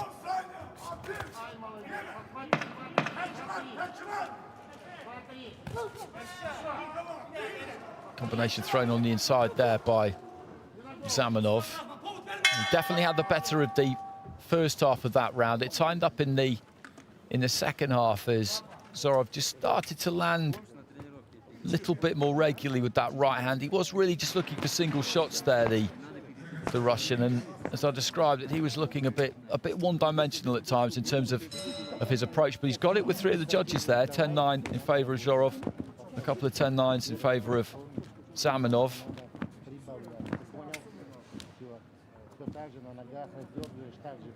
Zorov did land with the more solid punches out of the two. Maybe a bit more volume from Zamanov.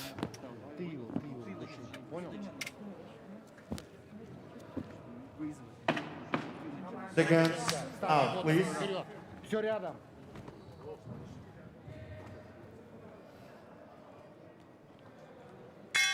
Round 2. So into the second, just a little bit lazy with the left hand there, Zamanov possibly. Didn't bring it back all that quick, and Zorov was looking to counter with the right hand. Left hand to the body there from Zorov. Dipped to his left through the right hand over the top.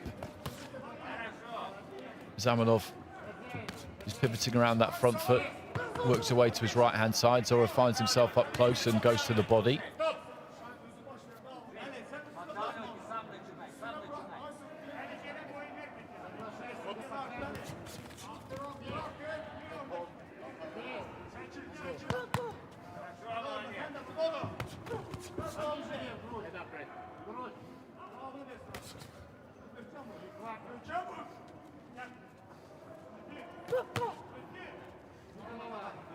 Give the body again there, Zorov. I think he just managed to block that with the forearm. Left hand from Zamanov, but then he just stood there and admired it, and the right hand came back from Zorov.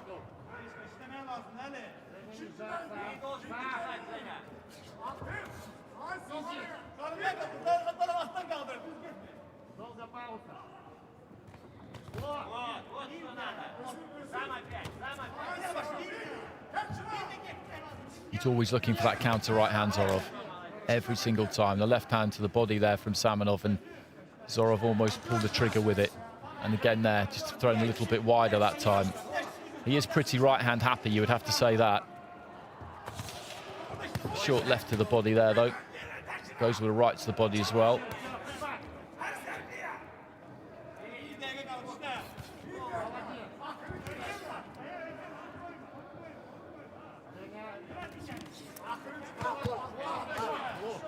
Decent combination to the body there again from Zorov. Into the final minute of round 2.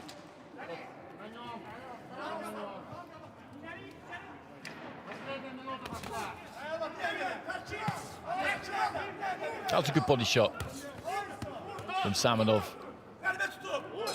And go to the head with the right and the left.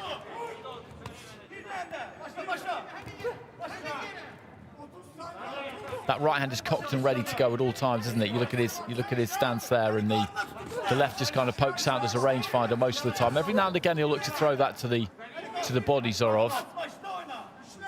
Just looking to cut the ring off on Zamanov. He throws his left, Zorov comes back with his right. Neither of them got there. Again, not too much in this round. Close round.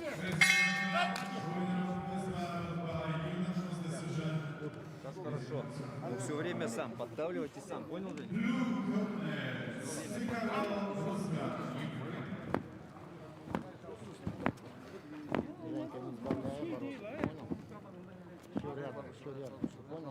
All the judges going for Zorov in round 2, so he's got a clear lead now.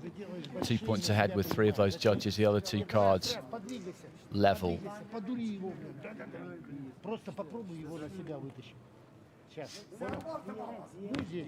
looks better when he works his way in for that right hand, Zorov, as he did in that first replay we saw there. Just shaped to the left, through the jab, wasn't really looking to land it, and then through the solid straight right. As I said, he is reliant on that right hand, but Out, please. you can see why, because he does get quite a lot of success with it. Third round. It's the third and final round. Ali Zamanov of Azerbaijan is in the red. Evgeny Zorov of Russia is in the blue, and Zorov has got the upper hand here. He's in the ascendancy. 2 rounds up on 3 of our 5 judges' cards. So Zamanov needs something pretty remarkable here to turn this around. He needs to win this round 10-8. With at least one of the judges left to the body there from Zorov.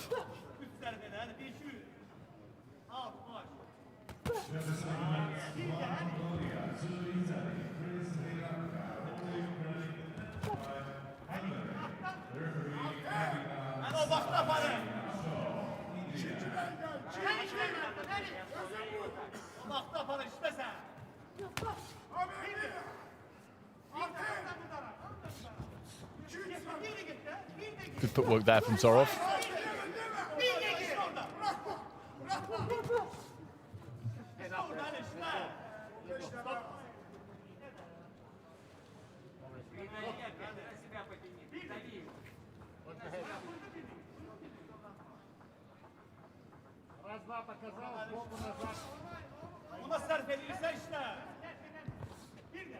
Just falling short with the left hand there. Didn't fall short with that one, though. Zamanov stepped across as he got Zorov back in the corner and really launched it. And he's trying to get to work here. Left to the body from Zamanov. Right hand comes back from Zorov. But he may as well trade here and take a few risks, Zamanov, because he's losing this fight otherwise. Zorov just pops off a nice combination.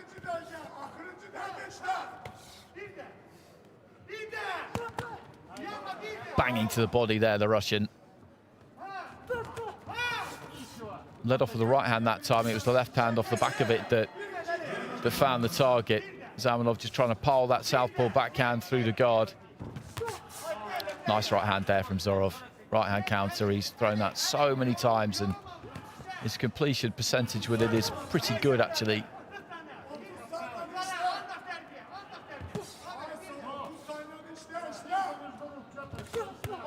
Left hand from Zamanov just caught Zorov high on the forehead.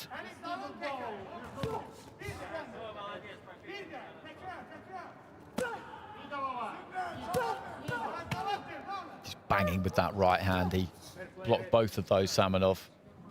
But Zorov was really digging his toes in, looking to put some power on them.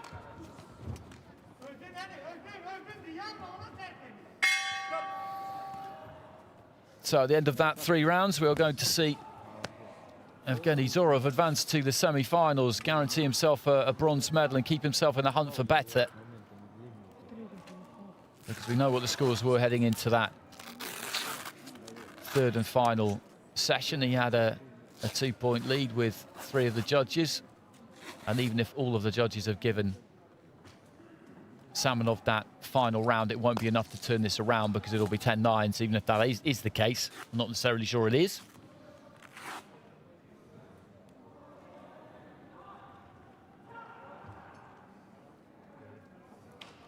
Ladies and gentlemen, in this bout, in the ring B, win by points with unanimous decision from the blue corner, Evgeny Zorov, Russia.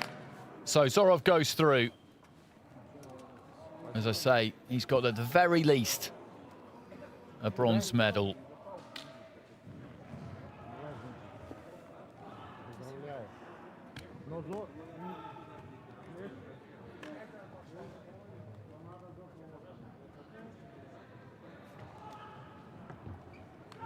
Four scores of 29 to 28 and 1 score of 30 to 27. Split scoring in that 3rd and final round.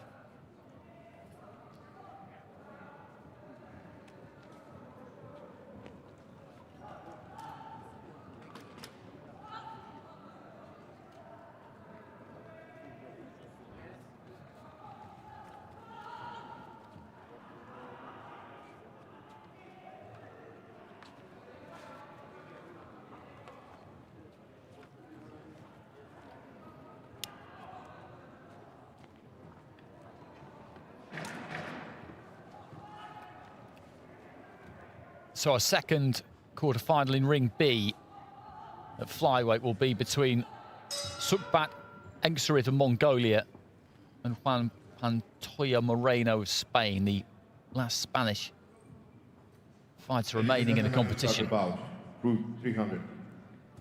28 in the Ring B, men's 52 kg. Please into the red corner from Mongolia, Sukbat Engsarit.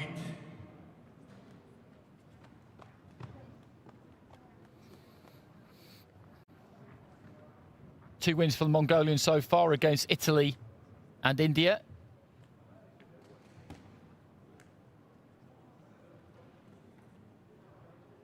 And please to the blue corner from España, Juan Pantoja Moreno.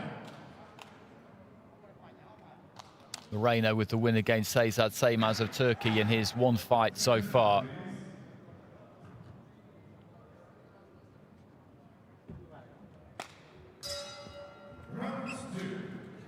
And the judges of this bout, Poland, Guatemala, Bosnia and Herzegovina, Jordan and Turkey. And the referee from Kazakhstan, Bakizan Bekbenbatov.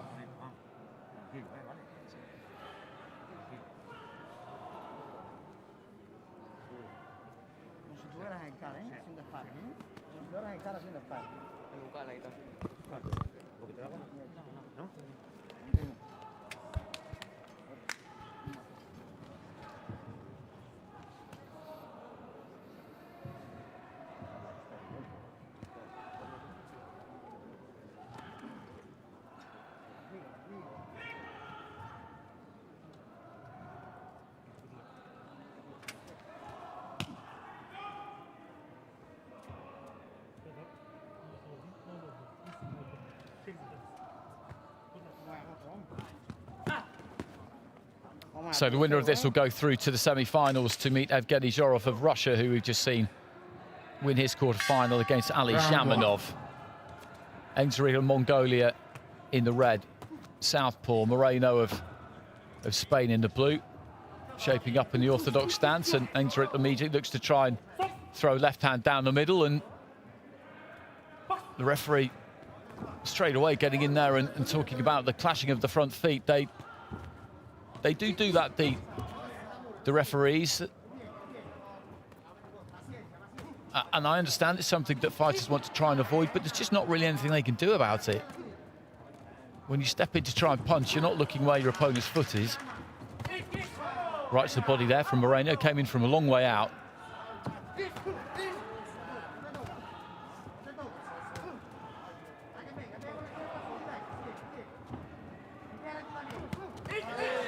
Engsarit looks full of intent. Gloves carried low. For the most part, just pulls them up there. Just feeling with that jab, looking to try and line up the left hand if he can. Pantoja Moreno comes in from quite a long way out to attempt the right hand, but he's just being manoeuvred back into the corner there. Engsarit, bit by bit, with that front foot pressure, will get to a point where he will then pull the trigger.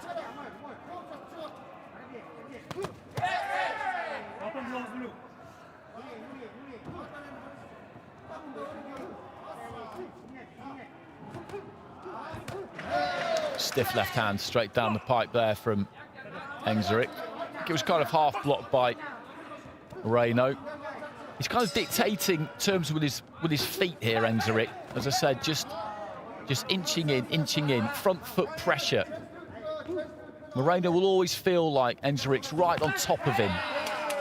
Even if he's not really throwing, because he looks like he's going to, there's that kind of imminent threat from him all the time. And that's how he's just manoeuvring him from corner to corner to corner, really.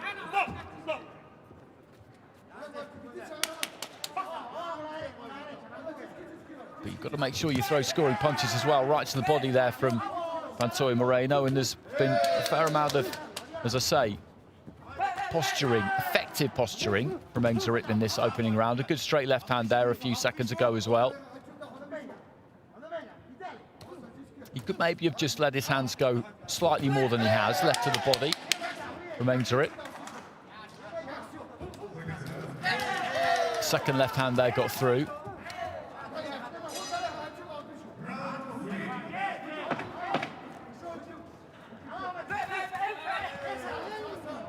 Spaniard just looking to fight his way out of the corner there. Good left hand on the inside there from Engerit. Antonio Moreno, though, liked that first round by the look of it.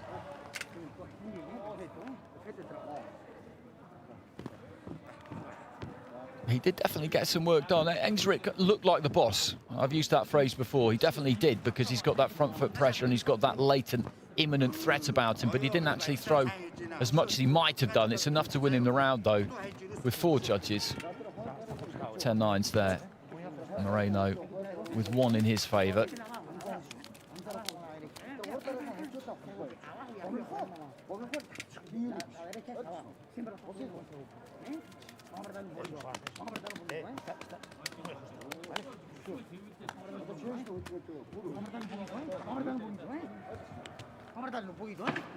Seconds out, please.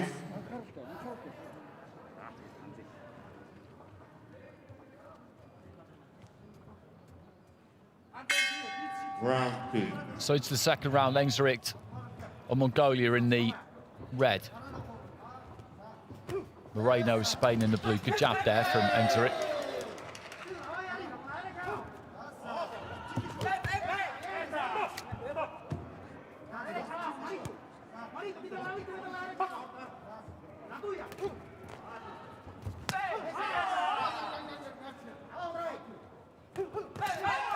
Right hand to the body there from Moreno. Just trying to throw long off the ropes there.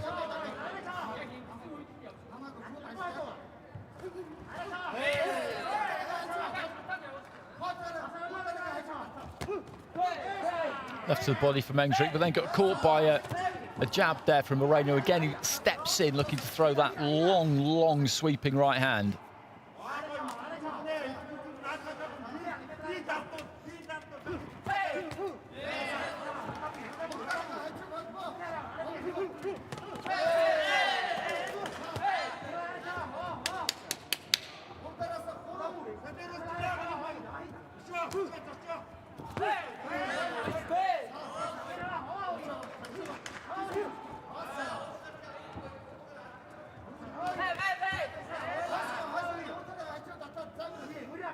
Just really interesting to watch how Engerit just manages to push Moreno around the ring, back into corners or onto the ropes without really doing anything.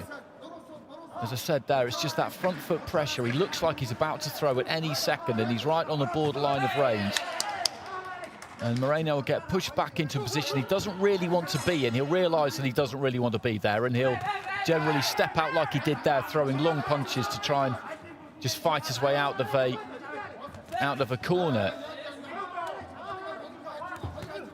I do think the Mongolian could maybe throw a bit more. He's very sparing with what he does throw. Left hand from Engerit. Did get through, I think. It's just the odd jab, the odd backhand.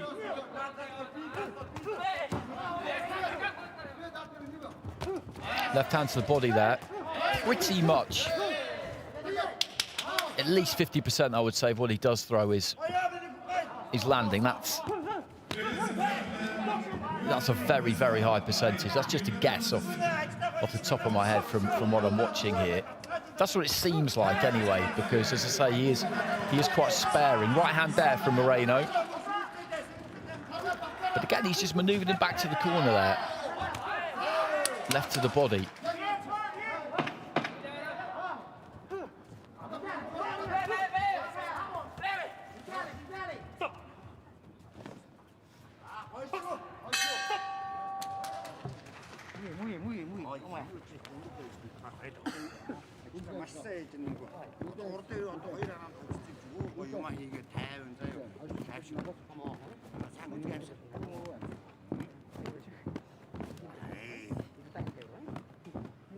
One in favour of Engerit again there, so that means we've got him ahead by 2 points on 3 of the cards and the other 2 levels, so that's a commanding lead.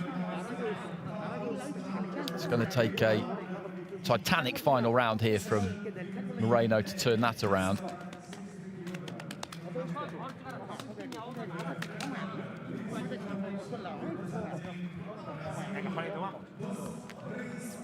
he does get through here, Engerik, it'll be interesting to see that fight against Zorov, because he's going to have to throw more against Second round, Zorov. please. He's going to have to, because Zorov will take that right hand whenever he feels like it's half on offer. Third round. So third and final round. Sukbat Engerik of Mongolia is in control of this. 2 points up on 3 cards against Juan Pantoja Moreno of Spain in the blue.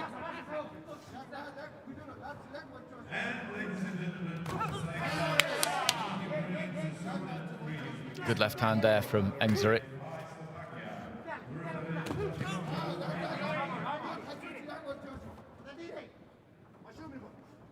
He's just completely controlled the distance here, Engerik, and if you control the distance, you control the fight. Boxing is all about distance, really. Jab there from Engerik and sent the left hand through. Moreno trying to lead off with his left.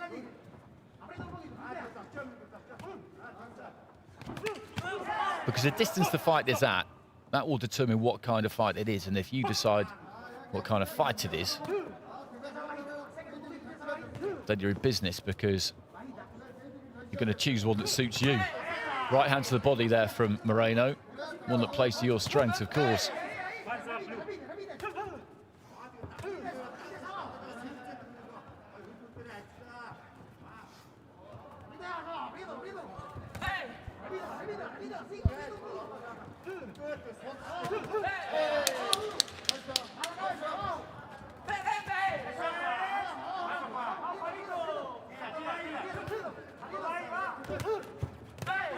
Left into the body there from Engerik.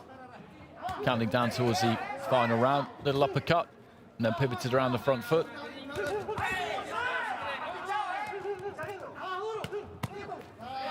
Just looking to put his punches together a little bit more there. Maybe we'll see some flourishes from him in this final minute. It's an economical style too. He doesn't really waste anything in terms of unnecessary movement.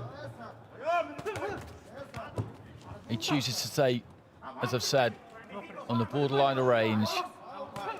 Will work around his opponent for the most part. Will take his feet back out when he feels he needs to. Just leaning in with the head there, just offering the head to Moreno, seeing if he'll go for it.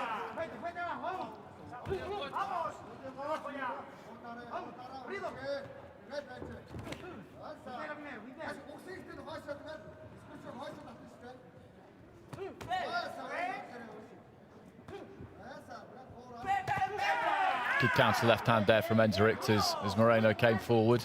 It's been good to watch this. I've enjoyed it. It's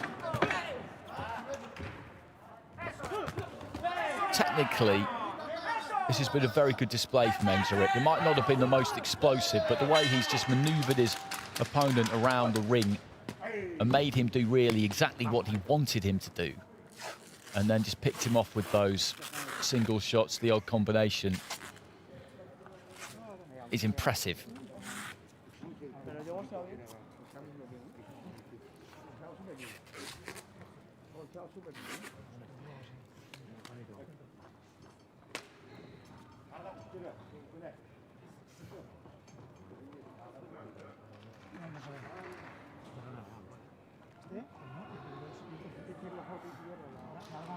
Ladies and gentlemen, in the bout, number 328 in the ring, we win by points with unanimous decision from the red corner, Sukbat Engerik, Mongolia. Through he goes, the Mongolian, into the semi-finals, where he'll face Evgeny Zhurov. And he's got it by unanimous decision, so he's taken that final round with all 5 of the judges there.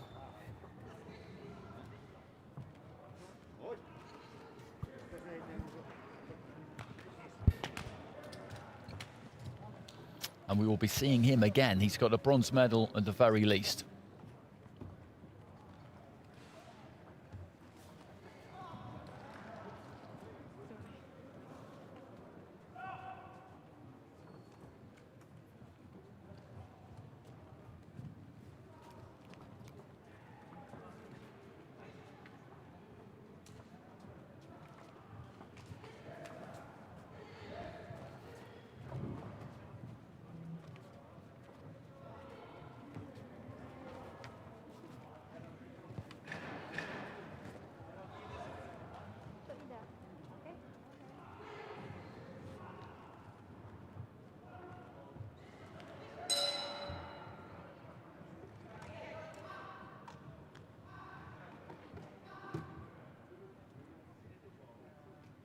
Ladies and gentlemen, we have the bout number 329. In the ring B, 60 kg males. Please into the red corner from Bulgaria, Radosław Rosenov. Rosenov, European Youth Champion, wins against Maxims Golubovskis and Salvador Flores Luque. Looked good so far. Pushed hard by Flores Luque, winning that one by split decision.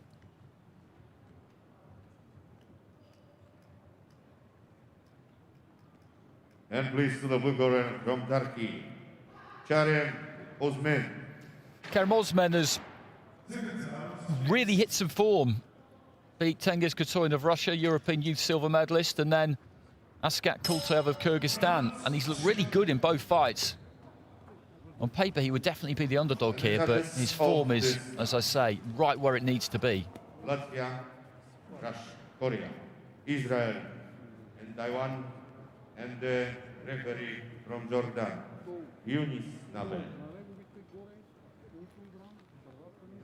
He's looked really composed, Osman. In that first fight against Katoyan,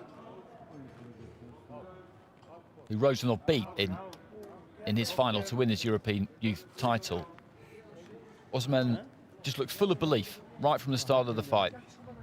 Hakem gelmemiş. Görmedim hocam. Devamlı hakem varken.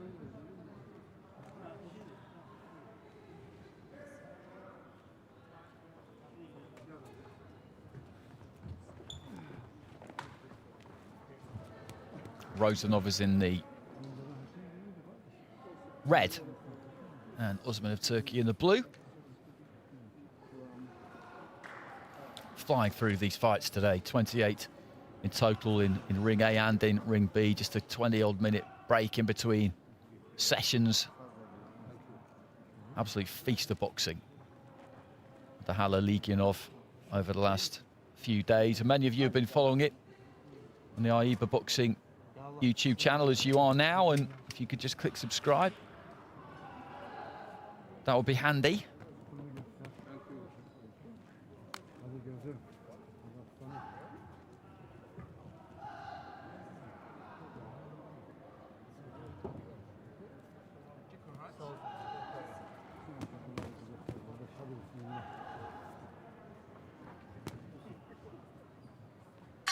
Round one. So into the first round, Rosenov, European Youth Champion, southpaw in the red, boxing for Bulgaria.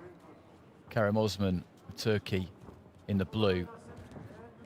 Upset the odds to dispatch Tengiz Katoyan of Russia in the opening round, then beat Askat Kultayev. No knockdown.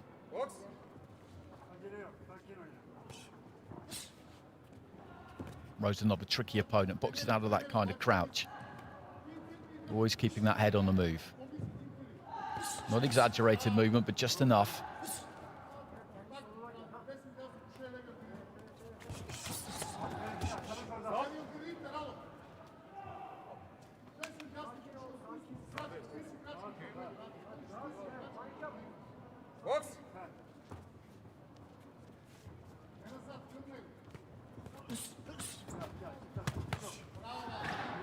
Neat 1-2 there from Rosenov.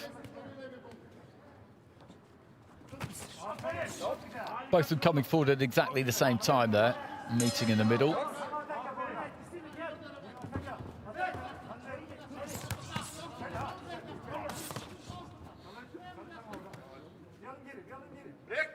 Wide right hand there from Osman, and the referee allowed him to box on, and that was a snappy little combination there from Rosenov that got through. He's got very quick hands. Osman will not be able to match him for hand speed on the inside.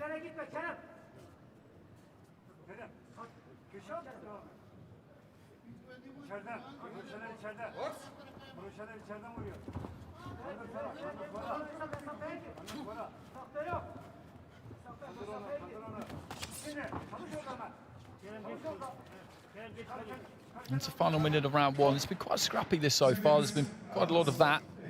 And just coming together in the centre. A little bit of holding, a little bit of hanging on. Plenty of intent with those shots there, but Nothing really got through clean. That's a nice long left hand there from Rozanov. Very easy to see for the judges as well, which in a round where not that much has happened is what you want.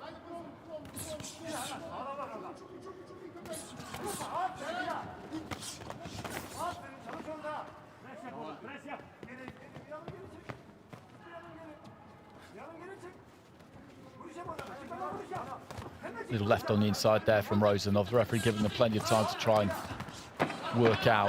work their way out from the clinch.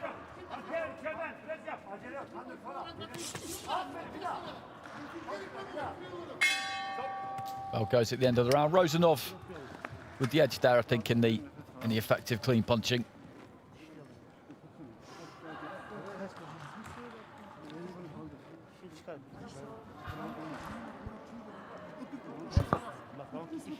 And he gets it across the board, 10-9, so good start for him. And Osman now behind the 8 ball a bit.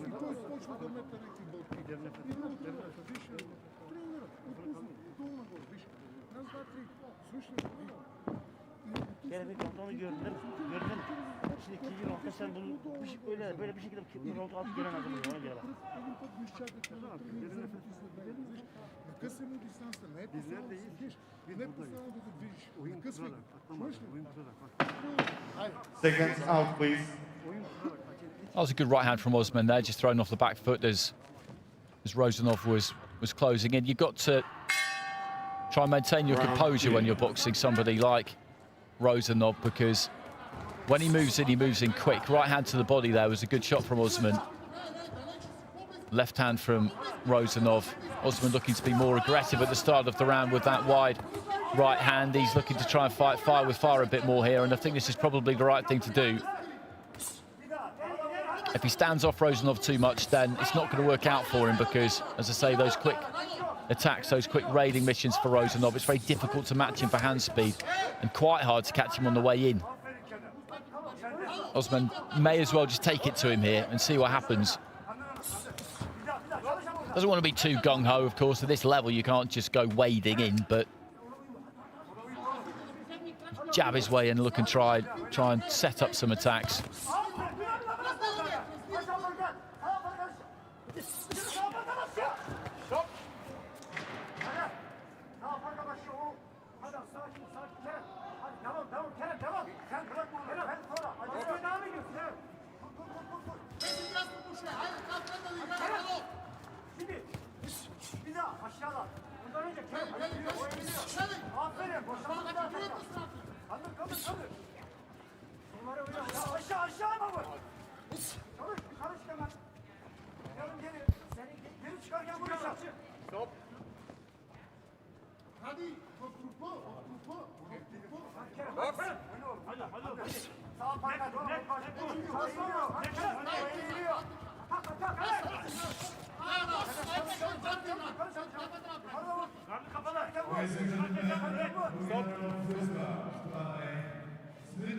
Well, the referee eventually getting involved there and just breaking the two of them up. Just feinting with the left hand there, Rozanov. Osman looking to try and get on the jab and follow in with the right hand.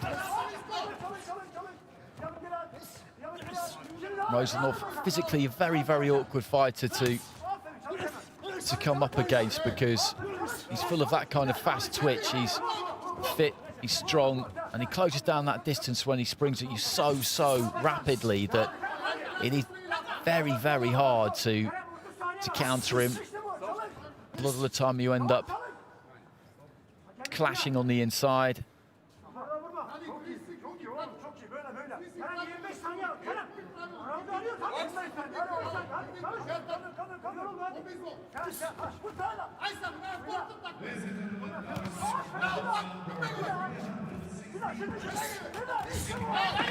Off balance there, Osman, as he threw that right hand. It didn't land and took him away to his left-hand side. Good short right hand on the inside there, and Osman just... I don't know, the legs just maybe went just a tiny bit there, but he looks solid as he walks back to the blue corner.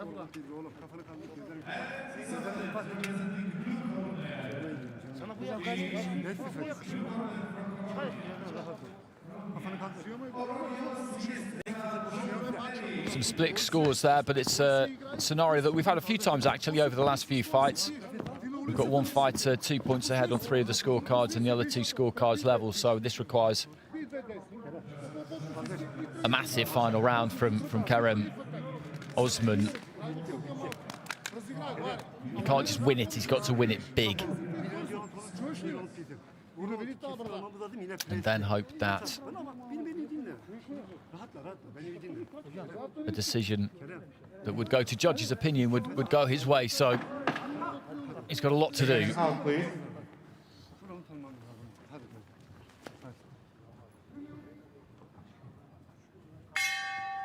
Third round.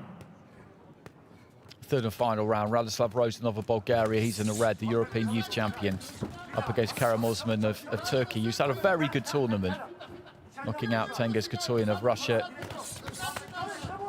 European youth silver medalist in his opening bout, what was a big upset. And then outpointing Askat Kultayev, another good fighter from Kyrgyzstan. So a lot to be proud of here for him if he does go out here. That was a lightning fast left hand, straight left hand there from Rosanov. And Osman didn't see it coming and was moving forward, walked straight onto it.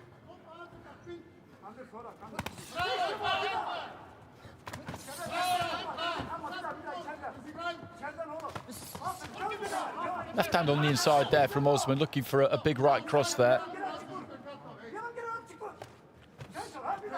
Right hand there from the Turk as well. A good few seconds there for him. Landing 2 or 3 good solid punches.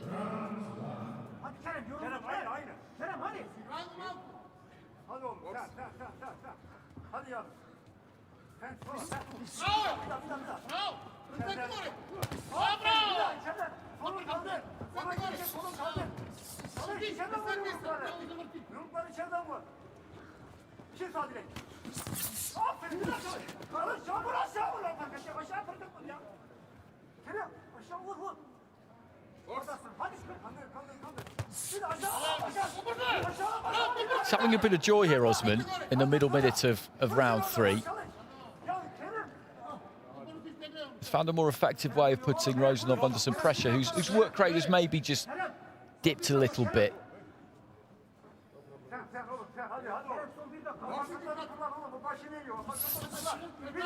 Just moving in behind the jab there and trying to throw the right hand and then just marching across the ring to try and cut that ring off on him.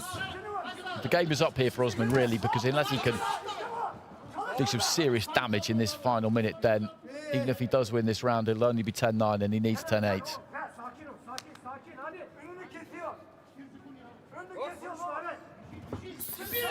Missing with the left hand there, Rosanov. Just looked a little bit weary with that one.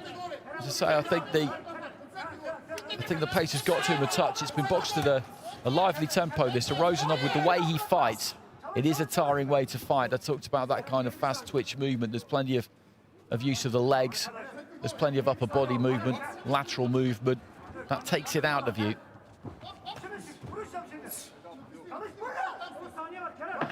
But he's done enough here.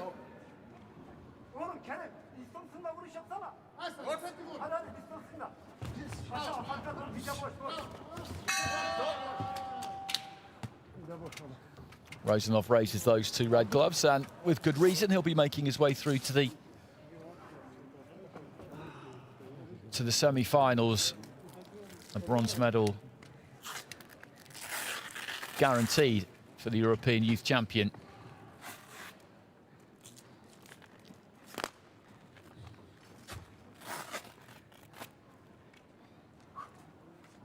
And as I was saying, he did have some joy in that final round, Osman. He's a good fighter. He's had a really good competition.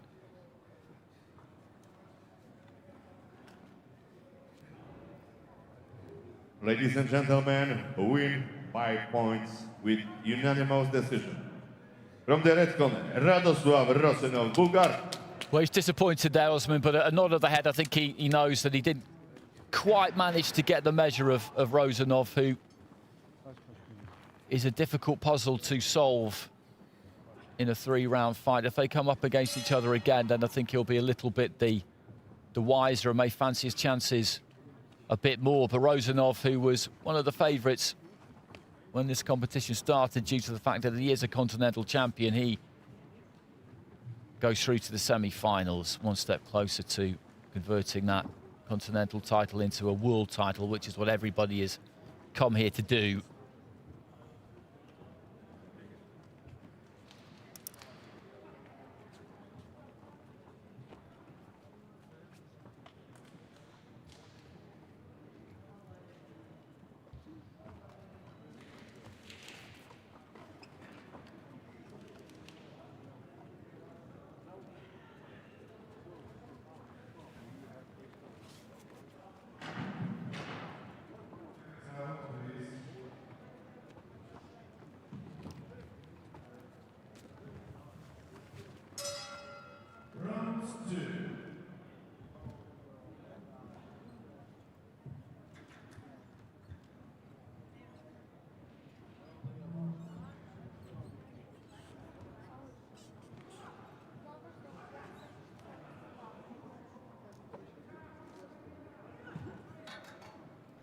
So next up at 60 kilos, Reito Tsutsumi and Cuban Javier Herrera Montero. Tsutsumi shown some very good form in this competition so far. Came in highly rated, 2019 Asian Youth Champ. Referee stopped it in a second in his opening fight against Daniele Salerno of Italy. Then a shutout against Jalal Gurbanov of Azerbaijan. Herrera Montero with 2 wins for him against Mongolia by split decision. Ganurdin Ganbata, and also another split against Akash Ramashgorka of India. And now we start the bout 330 in the ring being men's 60 kilogram. And please to the red corner from Japan, Reito Tsutsumi. And Tsutsumi's looked very good so far, as I mentioned. Particularly, I thought against Gurbanov, who's a slick, skillful operator. Tsutsumi, and his opponent, as I say, has got a reputation for a reason. To the blue corner from Cuba, Javier Herrera Montero. And all Cubans come with a reputation, just by very virtue of having that vest on. Everybody will expect you to be able to fight. And that is the case with him. I would make him second favourite in this one, but we will see.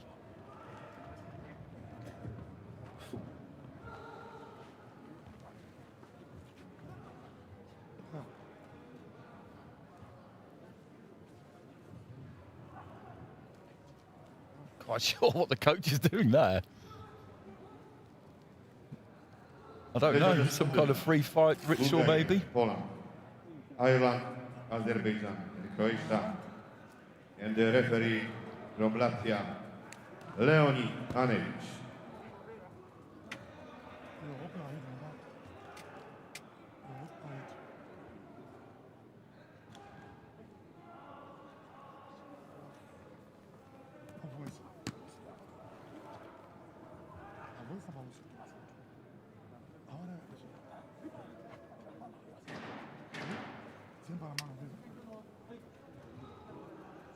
So these two called to the centre. Tsutsumi of Japan in the red, Herrera Montero of Cuba in the blue.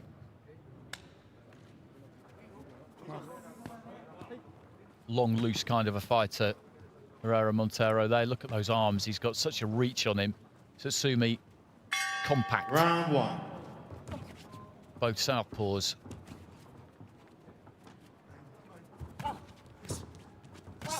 He's got to try and make that reach count, Herrera Montero.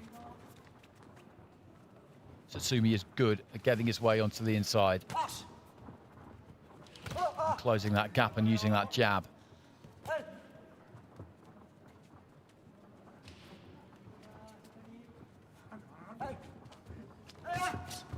Jab to the body there from Herrera Montero. Tsutsumi just jumping into range.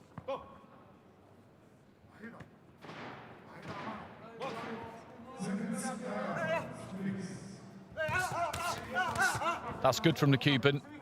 Tsutsumi was moving forward. He hit him with a strong jab, left hand. He's got to get some meat on that jab.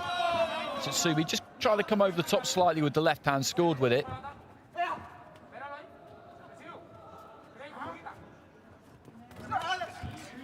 Slightly hesitant there, Herrera Montero. Satsumi moved in, but the Cuban was coming forward too, so no room for his Japanese opponent to really do anything.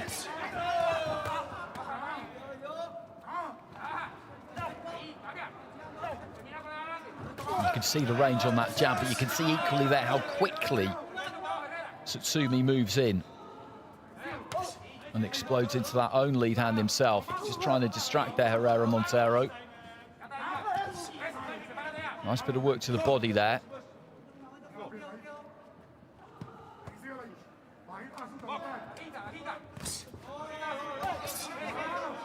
Good jab from Herrera Montero. He's got to bring that jab hand back quick and bring his weight back quick if it comes forward. And just there, he got beaten to the punch by Satsumi.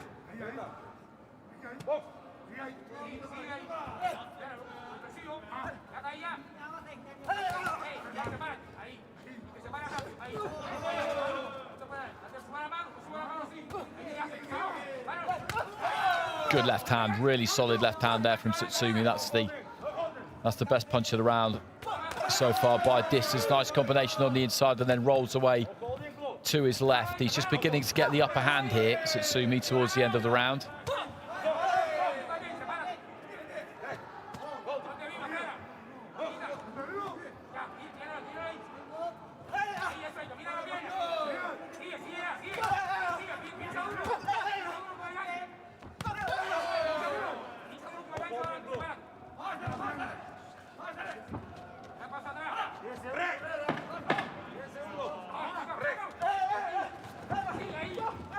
Montero just trying to finish the round strongly here. Bit of wrestling over on the far side. There goes the bell. That's the first 3 minutes over.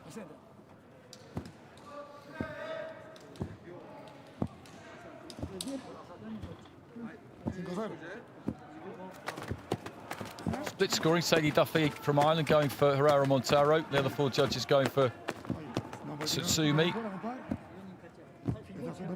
Looked like his round to me. Just leaping into that jab.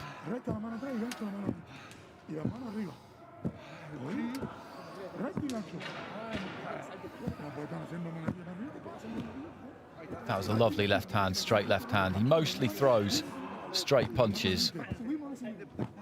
Once he steps into distance, throws those short, sharp, straight punches that take no time at all to get to the target.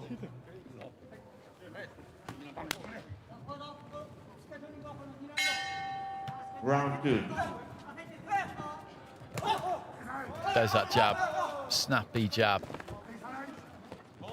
Just hits Herrera Montero as he's coming forward. It's like walking into a wall. Stopped dead in his tracks.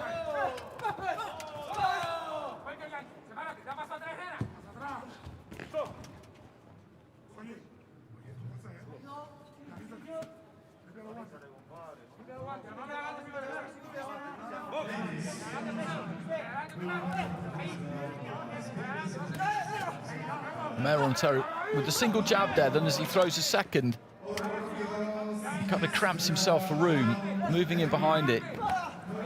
Doesn't leave room for the left hand.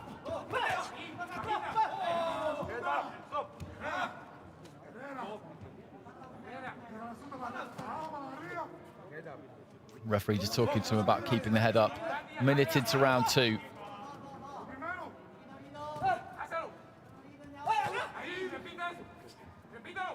Jab left hand. He left the room for the left hand that time. Satsumi trying to work on the inside. Every time he does anything, the Japanese coaches to my right hand side start oohing and ahhing, which the judges will not pay any attention to whatsoever. Right hand there from Herrera Montero. Satsumi just short with an uppercut. Nice exchange on the inside there from those two.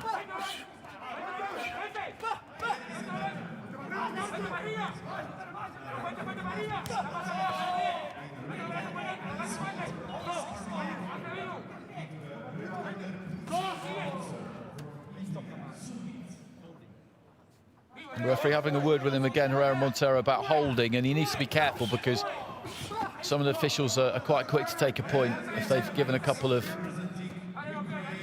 warnings. If they've had the conversation, then they don't mess around into the final minute of round 2. It's been a bit scrappy at times. The better work has come from Satsumi, I would say. Again, the more eye-catching punches, good combination on the inside there again from him. He's worked hard here, Herrera Montero, but he just manages to find space, Satsumi, and I think a point is going to go here, and it is. That's just what I was talking about, holding, and the referee has taken a point off him, and that's all he needs, Herrera Montero, because I think he was losing that round anyway. So he could well find himself 3 points behind on the majority of the cards going into the final round. When they're up close, Satsumi is very, very good at just finding a little bit of room. Herrera Montero, like some tall fighters, does like it on the inside because he can get great purchase with those longer levers, but he needs that little bit more space.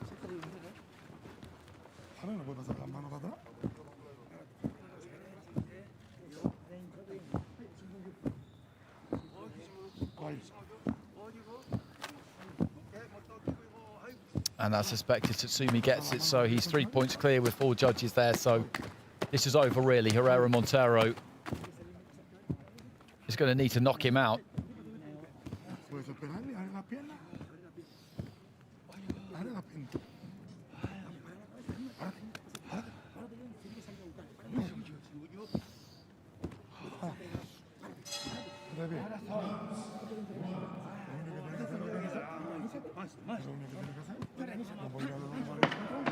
Seconds out, please.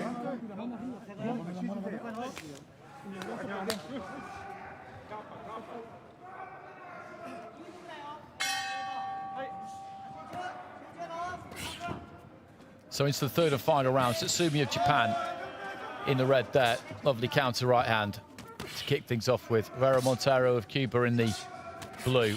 And it's Satsumi who's got a commanding lead. 3 points with 4 of the judges, thanks to winning those opening 2 rounds and the point deduction that Herrera Montero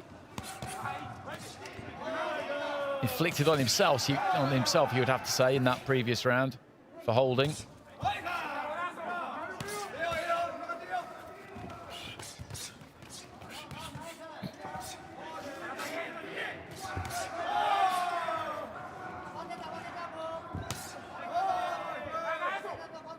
And this is another good display from Satsumi. He has impressed. Coming here as the Asian youth champion. Younger brother of an Aiba Wool youth champion, Hayato Satsumi. The considered opinion seems to be that the man we're watching here will go on to be better than his brother. That's a lovely combination, and he looked slightly unsteady there for a second. Herrera Montero, who, to be fair to him, is digging in and looking to fight fire with fire on the inside here. I wouldn't have been that surprised to have seen a standing count there. Jabs from Satsumi.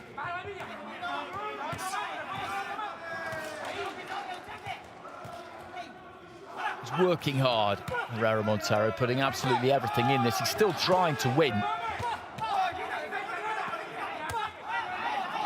Clubbing right hand there from Satsumi, right to the body. Herrera Montero catches the left hand there. He's leaving himself quite open here. He looks absolutely dog-tired, the Cuban, as well, into the final minute.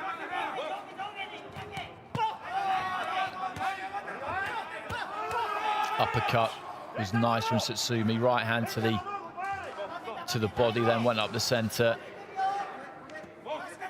Right hand to the head, really just kind of brought the gloves up, then down to the body, then the uppercut. It's clever stuff. He's very, very good at picking the gaps. Just leaning in there, he's kind of made for the uppercut a bit there, Herrera Montero. I'd quite like to just see him get through to the end of this now without taking anything really big, because there's a chance in this last 30 seconds that he could get absolutely walloped. That's a big uppercut on the inside, and another one there again from Satsumi. And down goes Herrera Montero. No knockdown, says the referee, but he is absolutely dead on his feet. He's taken a lot in this final round. A lot. I've been very surprised that the referee hasn't given any standing counts, and if he'd given a standing count, then he could maybe have stopped this, because he's getting an absolute beating here, Herrera Montero. He really is. Tsutsumi just holding those feet and teeing off, and the Cuban just totters back to his corner. Well, I salute him for his resilience there, Herrera Montero, and for his just inexhaustible will to try and win that fight, because he stayed in the pocket because he wanted to try and land his own punches right up until the very end there. But as I said, he was taking a beating from Tsutsumi in the last 30, 40 seconds of that round. He really was. Ladies and gentlemen, in the ring B, win by points with unanimous decision. From the red corner, Rieto Tsutsumi, Japan.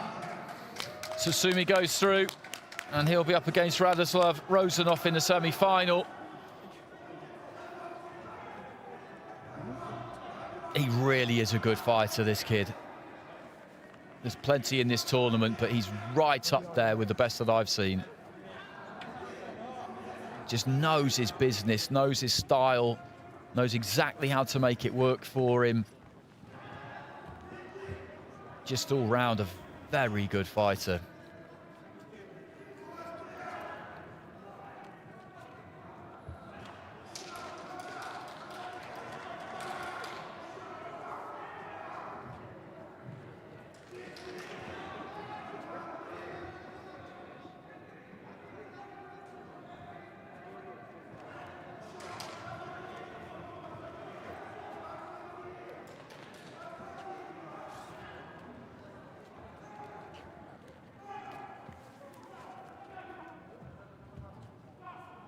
Ladies and gentlemen, we scored about 331 in the ring B.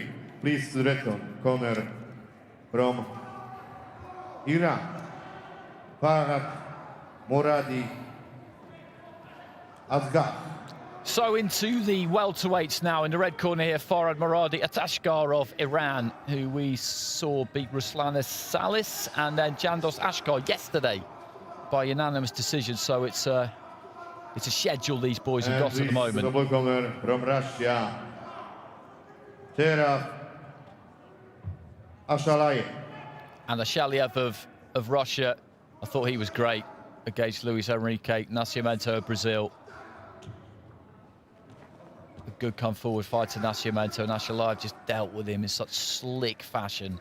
And the judges of this bout, Turkey, Israel, Kazakhstan, Singapore, and Guatemala. And the referee from Korea, Kim Jong-in.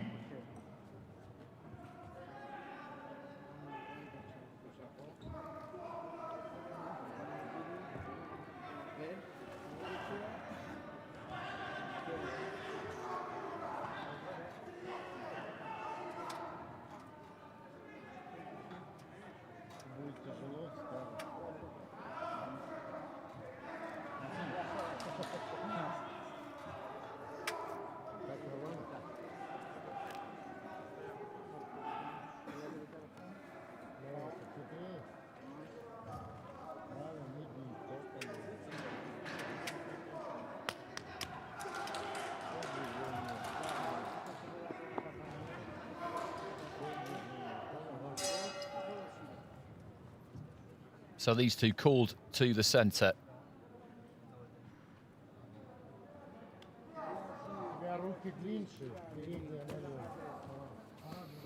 Atashgar of Iran in the red.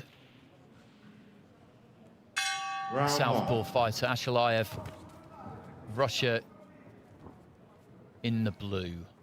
European Youth silver medalist. Ashaliev.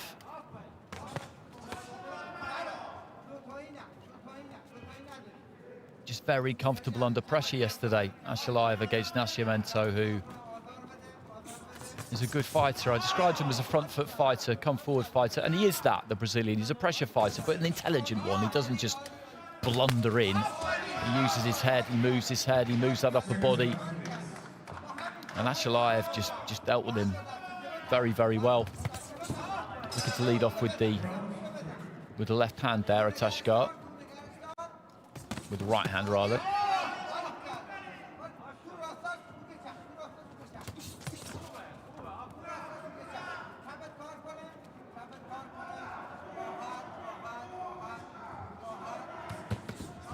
Good right-hand counter there from Ashalayev.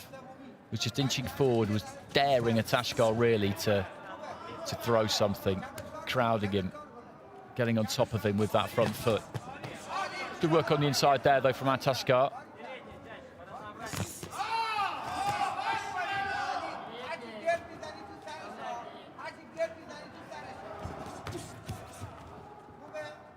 Made a slight mistake there, Atashkar, as he came forward. But just got the glove up, moved onto the shoulder, looking for the right hand there, Ashalayev.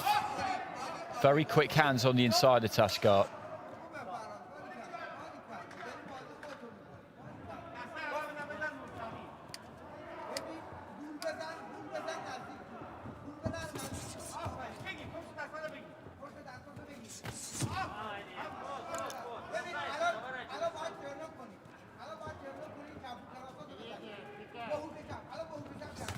Just creeping in there, Ashalayev, always creeping in. As I said, that's that kind of front foot pressure that I described. You're not throwing bundles of punches. You're just stepping into the space. And Atashkar being backed up to the ropes will feel like he has to do something.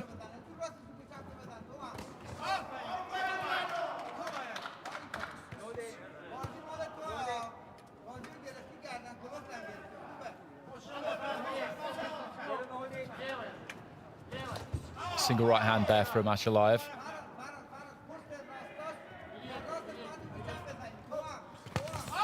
Good left hand to the body from Atashkar.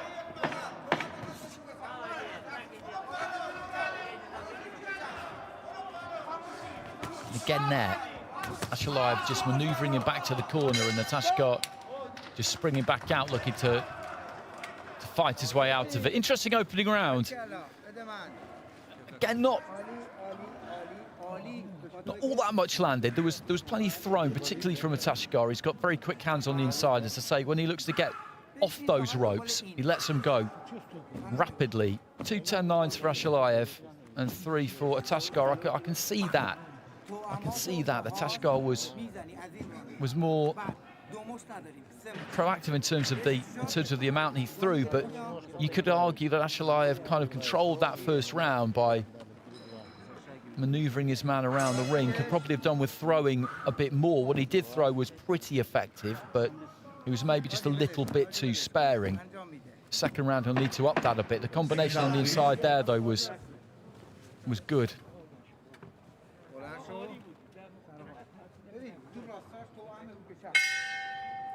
Round 2. The referee just having a quick word with Atashkar about holding there. I think the reason that happens basically is because when he launches an attack, he goes straight into that space, and if his opponent doesn't give the ground, then they just end up right on top of each other. And it looks like he's initiated it. There was a good left hand to the body there from Atashkar. As I said, in my opinion, in this second round, Ashalayev, although he may have a strong case to say that he still did enough in the first, I think has just got to throw a bit more. He's got to up that tempo just slightly. What he was throwing, most of it was landing.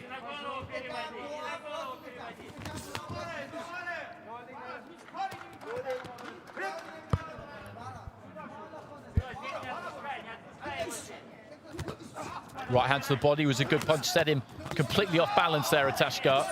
Right into the body again there from Ashalayev. A minute into round 2. And he's just making it obvious to the referee there, Ashalayev, that he's not the one holding on there. And Atashkar's got to be careful here, because you look at that left arm, it's wrapped round the neck there of Ashalayev, and the referee just gestures to him again. If he's not careful, he's going to lose a point. Ashalayev with a right hand on the inside. Looks for the left upstairs. And he is putting it on Atashkar more in this second round. Left to the body, though, there from the Iranian. And again, he's holding there, Atashkar. He's trying to claim that he's not, but he's the one with the bent elbows there, pinning the arms. And again here.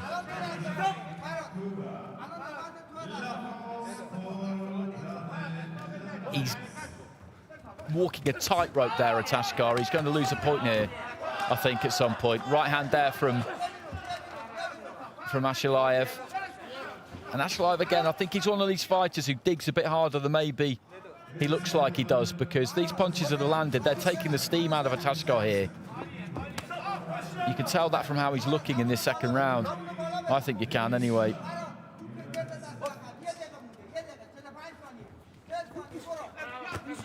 Short with the right hand that time, Ashlive. Left to the body there from Atashgar.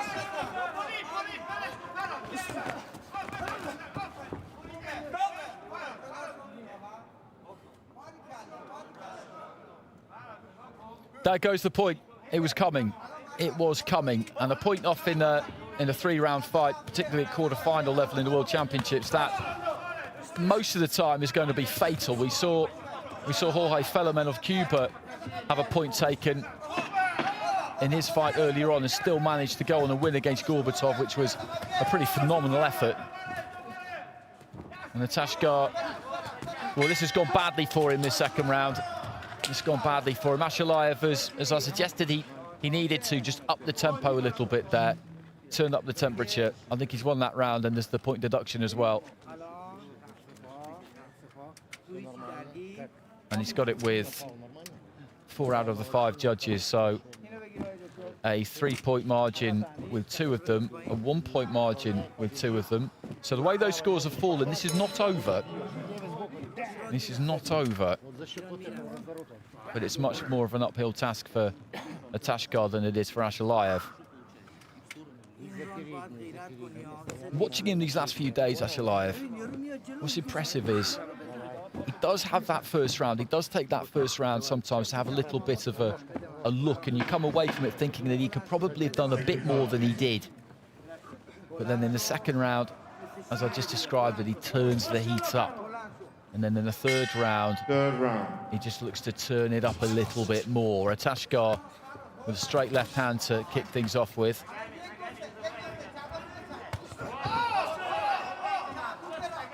You just look how relaxed Ashlive is in all situations. Right hand on the inside there. He's not exactly breathing heavily, is he? Left to the body there from Atashgar. It was solid, but didn't get any reaction from Ashlive. He goes to the body himself with the right and then with the left.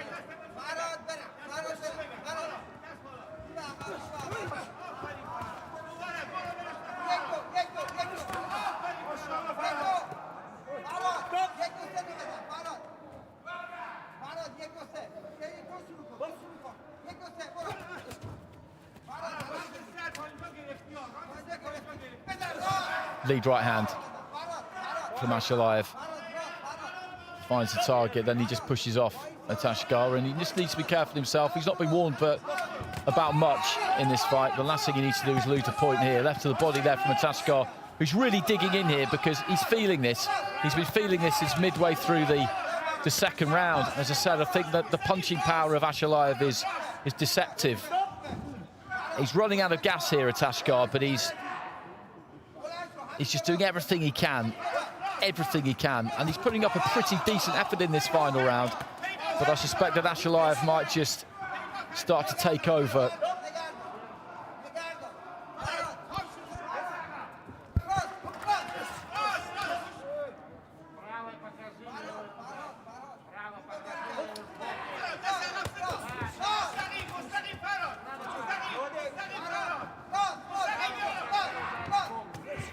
Right hand to the body there, and Atashgar he's wilting.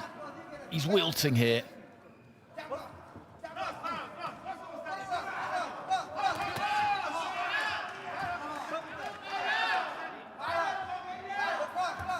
The referee just having a word with him about turning there, about turning his back, and he can barely. I think he can barely hear him really. He's that exhausted. Into the final 30 seconds. Good left hand, though, there from Atashgar. He's actually done pretty well in this round, despite the fact that he's looked out on his feet for the last minute and a half. Ashlive's not really managed to land all that much.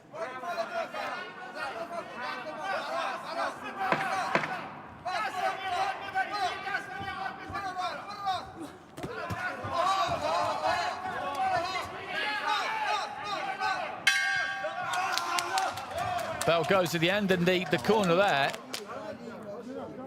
celebrating pretty wildly, the Iranian corner. They were 3 points down on 2 cards going into that final round.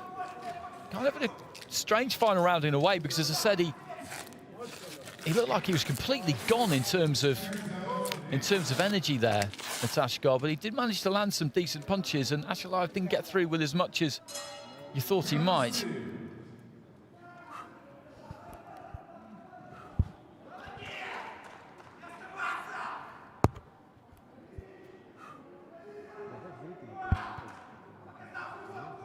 Ladies and gentlemen, in this bout, win by points with split decision. From the blue corner, Cheraf Ashalayev, Russia. Ashalayev gets it. Split decision. 4 cards to 1. There's the warning. And those 2 cards where he had a 3-point advantage, he won the final round with them, so that turned it into a 4-point advantage. And Yasser Sinar goes for Atashkar. Overall, 2 rounds to 1. And 2 3-0s and 2 1s there in favour of Ashalayev, who really is a good fighter.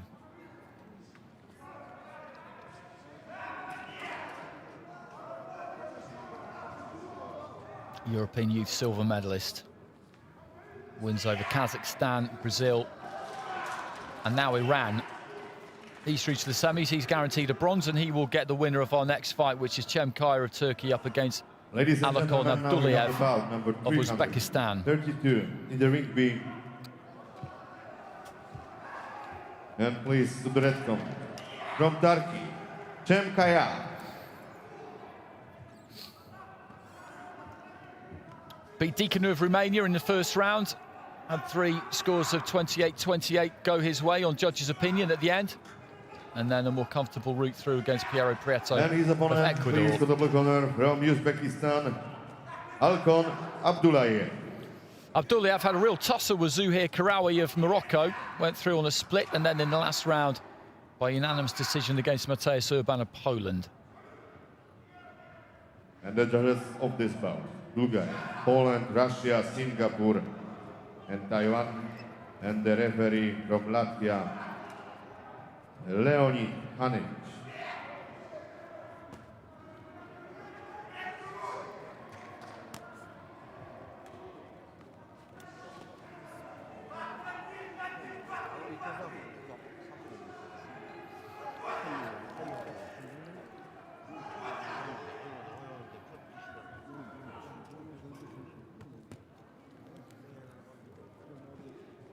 He's got some senior experience as well, Abdullayev, which could hold him in good stead here. Kaya has been impressive in his couple of fights so far.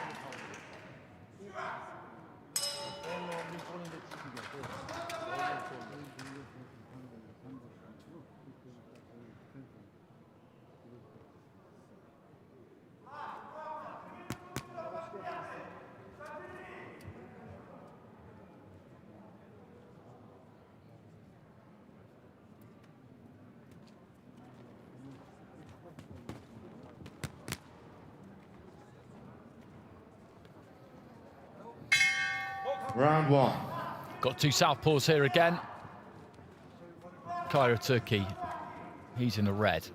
Abdullayev of Uzbekistan in the blue. Jab to the body, and then takes it up to the head there, Abdullayev.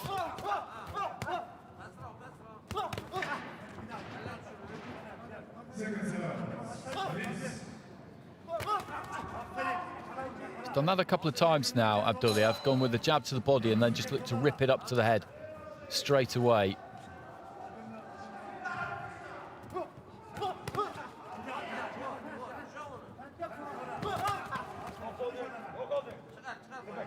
Bit cramped for the left hand there, Abdullayev. Again, the jab to the body, looked for the left hand that time. Another jab to the torso there of Kaya. Those are scoring punches. Head's quite close there.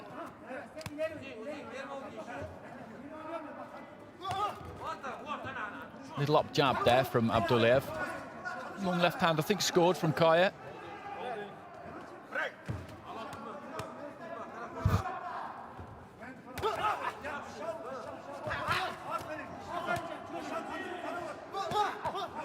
There's that jab to the body. He's looked for that frequently so far. Just leads off with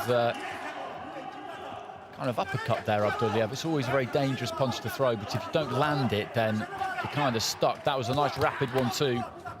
Good right hand from Abdullayev.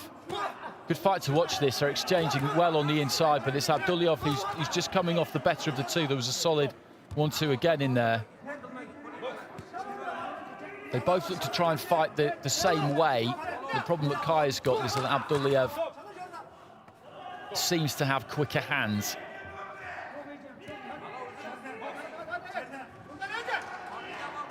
Where they just kind of dip in and out with the feet, just keep that lead hand moving.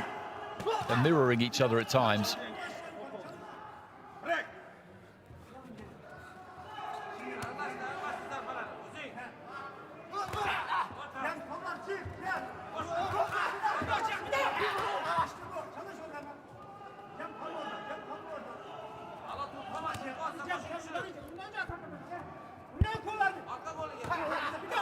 Just short with the 1-2 there, Kaya.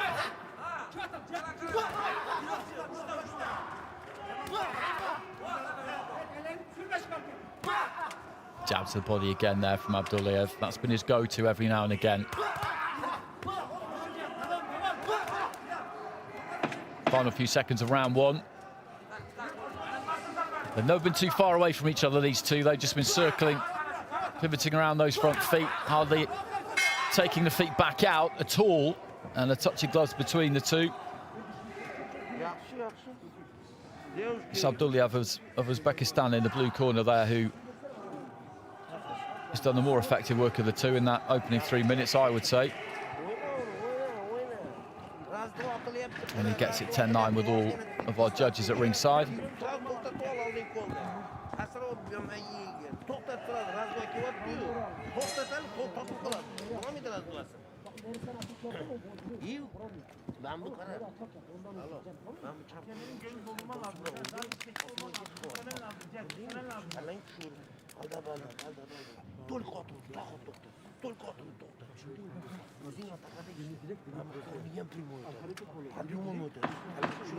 Hands out, please.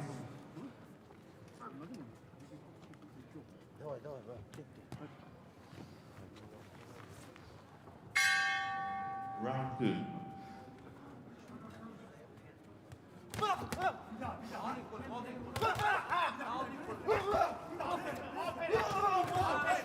Kaya looking aggressive at the start of the round there, trying to get on top of Abdullayev.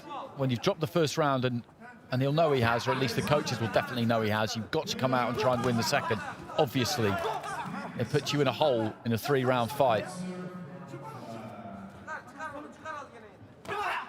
There's that jab to the body again from Abdullayev. He never neglects that. Good left-hand counter there, though, from Kaya.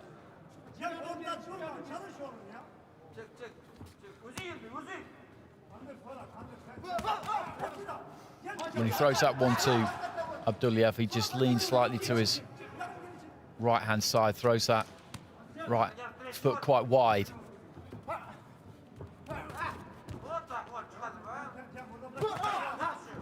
Landed the left hand perfectly there. Got great distance on that, Abdullayev.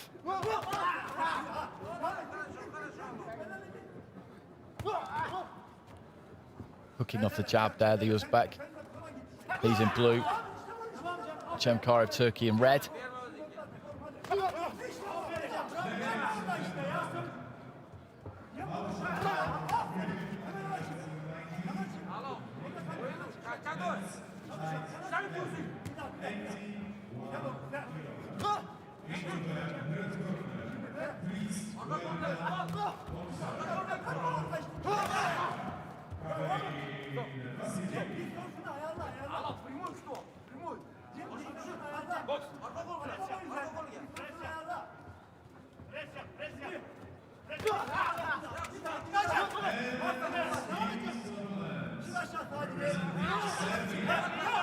Gum shields come out. we head into the final minute of round 2. Kaya has noticeably upped his tempo in the second round because he knows he's got to go out and get this. The cleaner punches, though, have still come from Alakon Abdullayev, at least so far. He's working very hard, the Turkish fighter here.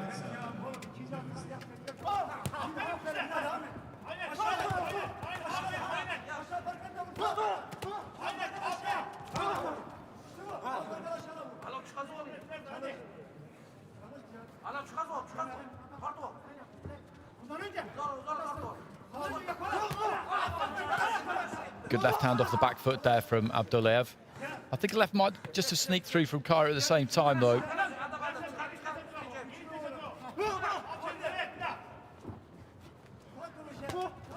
Leading off with the right hook there, Abdullayev didn't land it, and I think both of them just feeling the pace of this round a bit towards the end. Happy just to hold on for a few seconds there and nick a bit of a breather.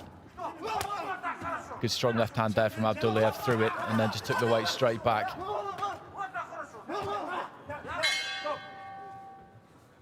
So into the second, one more to go in this quarter-final. At welterweight, we've seen Ashaliyev of Russia go through against Atashgar of Iran. Another good performance from the Russian. So who is going to be up against him? Will it be Abdullayev in the blue corner? Well, it looks most likely that it will be, because he's 2 points clear on 4 cards going into round 3. And with our judge at the bottom there, it's level. And we know how hard it is to turn this kind of situation around. You've got to alter the momentum of the fight, and in such a major way, score 10-8. Seconds out, please.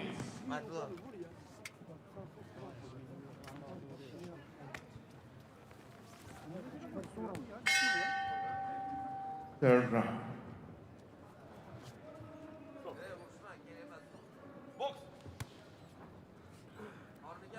So into the final round. Cemkar of Turkey in the red. Alakon Abdullayev of Uzbekistan in the blue. He's 2 points clear on 4 cards.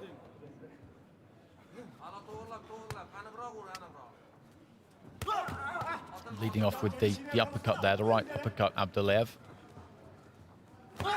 And then the jab to the body. Didn't see too much of that in the last round. It was very much in evidence in the opening 3 minutes.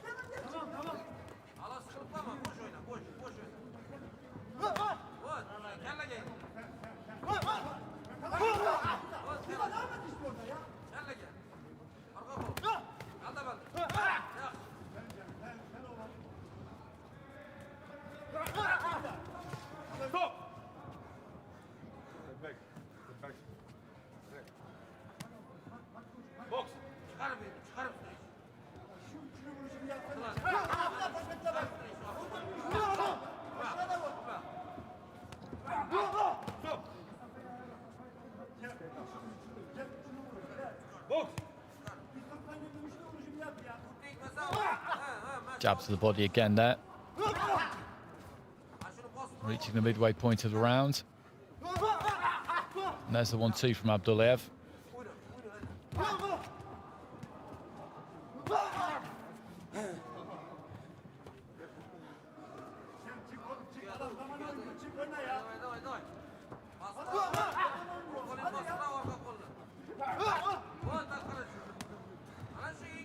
Keeps that weight right between the 2 feet, Abdullayev. Kaya's weight just comes a little bit further forward. Abdullayev, for that reason, is able to just pull back a little bit and stay out of range more effectively than Kaya can. You see that left hand, that jab left hand reaches for Abdullayev, and then he's able to pull back off it just as he did there.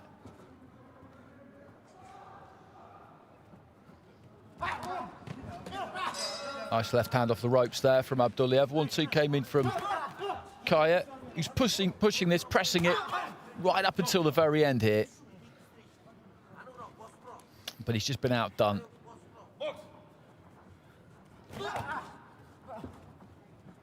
So it'll be Ashalayev of Russia up against Abdullayev in this semi-final, and that will be interesting to watch, very interesting to watch.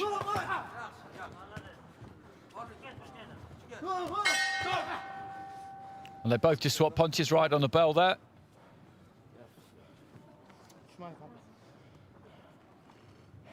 And it was a good fight to watch. Long left hand getting through there from Kaya.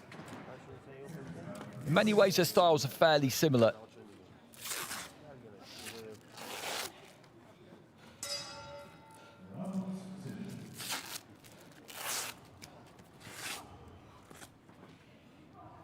That was kind of the difference there. Abdullayev was able to make Kaya fall short and pick him off. Kaya wasn't able to do it the other way around.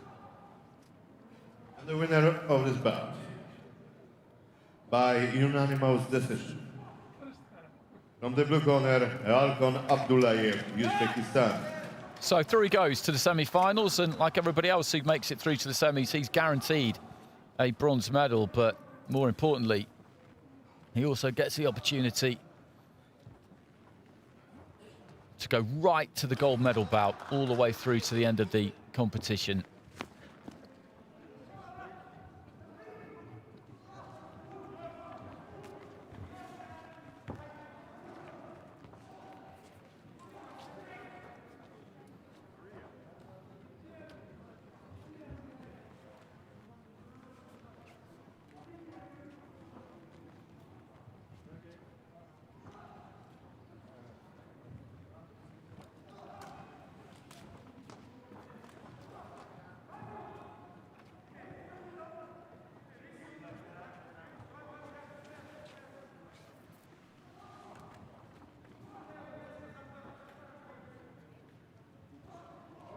Ladies and gentlemen, about 333 in the ring B. Light heavyweight division men's, please into the red corner. From Montenegro, Petar Ljasevic. So Ljasevic, the European youth champion.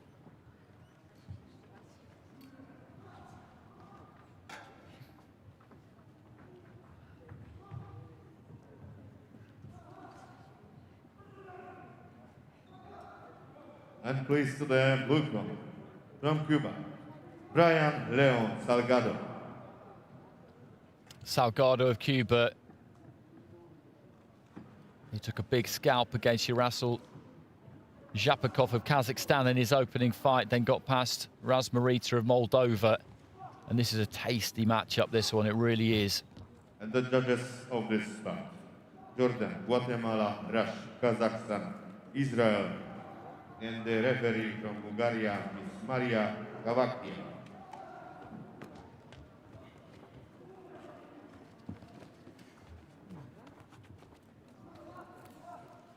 Ljasevic with wins against Bakit Toktasunulu of Kyrgyzstan and Nikita Neistat of Finland, both by unanimous decision.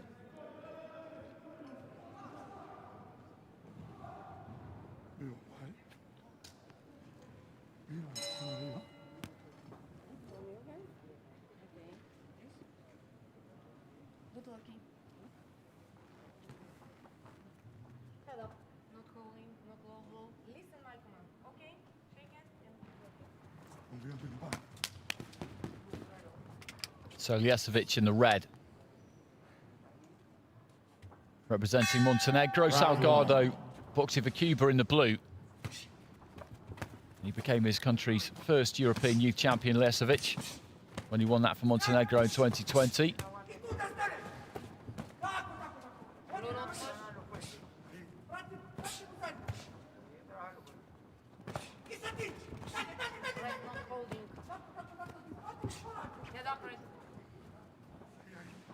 This being conducted at very close quarters so far, right from the very, very start.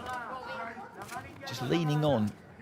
Both of them trying to find a little bit of room if they can. Good jab there from Salgado. He does have a solid jab. Bit of tape trailing from the wrist of the Cuban there.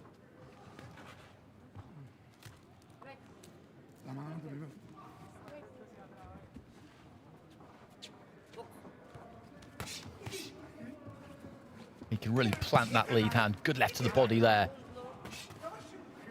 Went up top with a combination on the gloves, and then as a gap appeared, maybe just shoved that left hand, stabbed it in. Salgado just seems like he might be slightly the stronger on the inside here. Ljasevic, though, does well there, manages to turn him onto the ropes, looks for the uppercut. Forced it through, looking for the left uppercut as well. Salgado leaning in. And this is a real battle. Left to the body again there from Salgado. Just forehead to forehead here. They're looking for these minute gaps. Right hand there from Salgado as he just stepped back and found a touch of space for himself. Ljasevic, though, again looking for the uppercut. Salgado punching to the body, and this is real grueling, attritional stuff. You don't see too many international amateur fights like this. You see more these days than you used to. You never used to see a fight like this. There's that left hand again there. They're just taking the fractions, millimetres, centimetres they need, really, just to get a bit of leverage in. Ljasevic just sets his feet. Gives himself a little bit of an opportunity to rotate, but just, again, swapping punches on the inside. A couple of uppercuts there from Ljasevic. Salgado just trying to get over the top with that right hand, climbing into a left. And you could throw a blanket over them, and you could have done for the whole round so far into the final minute. Right to the body. Uppercut again there from Ljasevic. They're both finding their gaps. They're both having success here. I don't really know how you pick a winner in this one so far, this round. Uppercut there again from Ljasevic. That's worked well for him. Salgado looked for it there, just tucking up the Cuban, finding his left to the body, then shipping an uppercut again. And then Ljasevic just giving himself a touch of room. Salgado does the same. Big right hands. The uppercut from Ljasevic didn't get through that time. Final few seconds. What a terrific round this has been. Great skill shown by these two. Great skill just to use that fractional movement to try and find those shots. And, well, good luck scoring that. I'm not sure where you go with that. Maybe the uppercuts from Ljasevic were slightly more impressive than the lefts to the body from Salgado. Maybe there were a few more of them, but that was some classy stuff. Split scores, and I'm not surprised. 3 for Ljasevic, 2 for Salgado.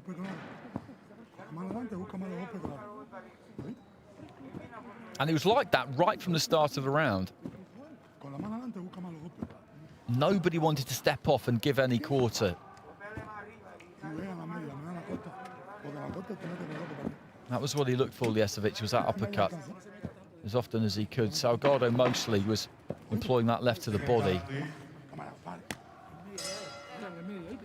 That was one of the rare occasions where some daylight appeared between them. Round 2. So into the second. Ljasevic in the red, Salgado in the blue. Ljasevic in Montenegro, Salgado of Cuba. He's got that jab, Salgado. So he would be keener, I think, to keep this at distance than Ljasevic would.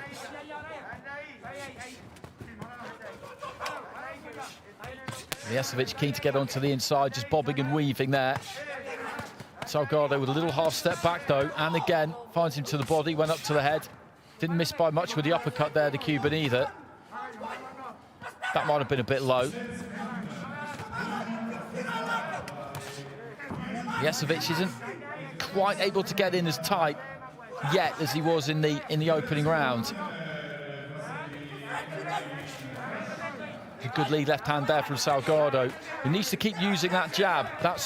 It suits him more. I know close in, he would fancy it too, but the further out it is, the better it is for him. A couple of left hands to the body there, and then a couple of right hands from Salgado to the head as well. But then Ljasevic just looks to try and get to work on the inside himself, and we're back to where we were in the first round. Salgado, though, does take that step off, and I think he's right to.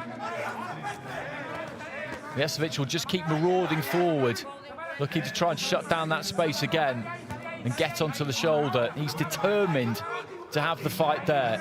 Salgado with the jab. There's a good left hand in there from Ljasevic. Short right hand from Salgado. I think I saw the reaction of the head at least anyway. Seemed to shudder of Lijašević.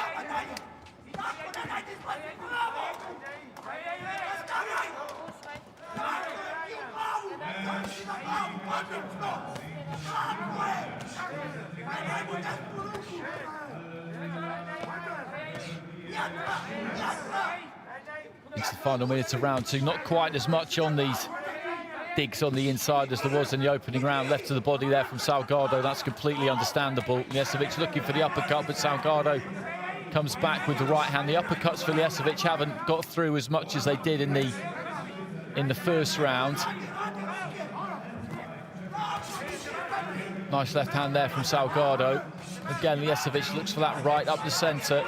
Salgado with a right to the body. The uppercut there just about gets through for Lijašević.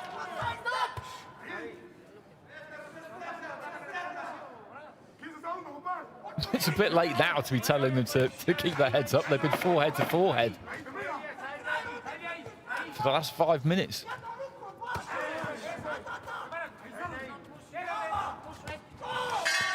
And bell goes.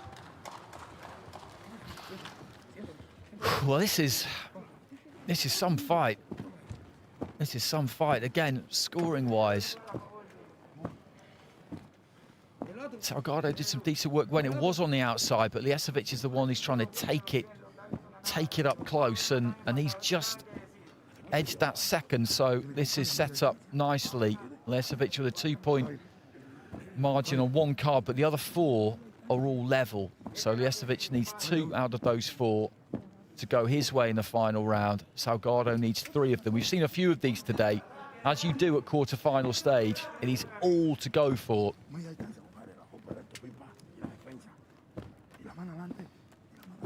Salgado is more capable of just keeping this a distance and using that jab, but Lijašević is absolutely determined just to drag him into the trenches. Third round. So into the third and final round. Remember, Lijašević with a 2-point lead on one card, the other 4 level. Salgado with a nice combination there. Looking for some body work. Left hand up top there from Lijašević. Just backed up to the ropes there, Salgado. The longer he can keep some daylight between himself and Lijašević, the better it'll be for him. Right hand to the side of the head there for Salgado. He should dig his toes in here, the Cuban, and really put some pop on these shots and try and just keep Lijašević from walking him down and walking in on him, because that's where the Montenegrin wants to be, right here. Right hand from Lijašević. Salgado on the ropes, just trying to counter-punch off the ropes. Referee saying to Lijašević that was maybe a little bit low. You do get a few low blows when you're right up close like that. A minute gone in round 3. This is such a hard fight. Physically so hard. Not much on those punches there from Salgado, and the left hand on the inside from Salgado, and again there Lijašević looking for that uppercut once more. Just about got through, and they haven't got that much left, these two. You can see that. With 90 seconds remaining, left to the body from Lijašević. Just a case here, I think, really, of who can dig deeper in the conclusion to this fight and put just that little bit more on their punches. Salgado manages to open up a touch of space there. He needs 3 of these 4 even cards to get through. There's no clear winner in this round at the moment. Absolutely not, I don't think. I thought for a second there that the thumb was going to go up from the referee and she was going to take a point. I wasn't sure what I thought it was going to be for, but just from looking at her right hand, I thought that was about to happen. Thankfully not. And again, they just pummel away at each other on the inside. Lijašević trying to find that left hand, does find the right hand. Salgado just trading with his right. Lijašević is dipping low at the waist, rolling away to his right-hand side. 30 seconds. Who could just summon up a bit more energy now and maybe just squeeze a couple of quality punches through. Right hand there from Salgado, goes to the body. And right hand again, Liesevich just opens up a touch of space and looks for his right. 10 seconds.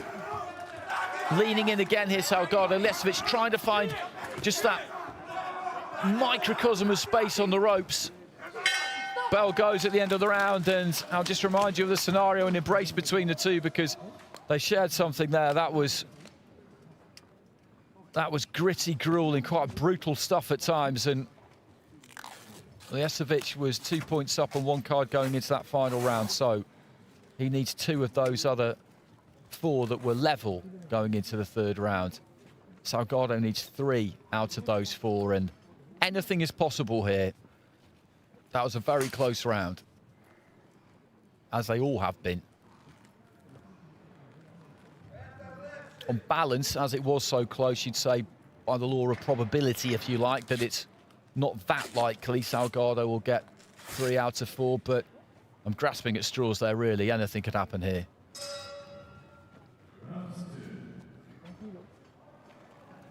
Ladies and gentlemen, in this bout, we invite points with split decision.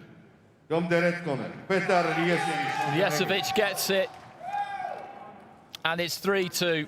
It's 3-2. So those 4 cards that I was talking about, they've been shared 2 apiece. Liesevich had the 2-point lead from the other one going into the final round. And again, we've seen a few of these today. That is as close as it gets. It was a great fight to watch. As I said, the kind of fight that in days gone by you would never have seen in an amateur ring. You would just never have seen it under the computer point scoring system. But with a 10-point must and inside fighting much more encouraged, gave us a great spectacle there. Thoroughly enjoyed that. It's going to take something out of Liesevich, that though, and he's going to have to come back tomorrow for his semi-final against either Delil Dadiev of Germany or Shokjikon Abduliev of Uzbekistan. Those two meet in our final fight of the session.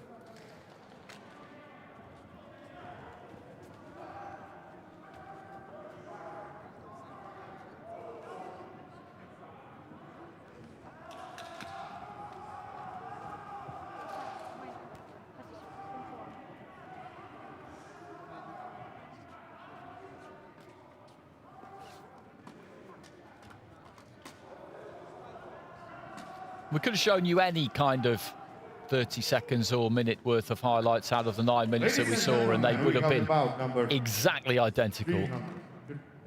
Brilliant stuff.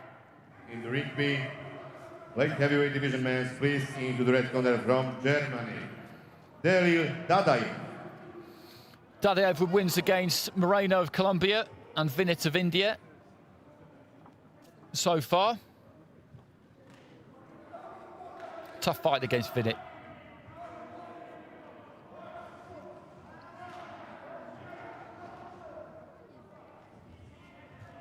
And please to the blue corner from Uzbekistan, Shokjikon Abduliev. Shokjikon Abduliev of Uzbekistan, Asian youth champion, got a bye and then beat Andrei Masalal, Belarus, by unanimous decision.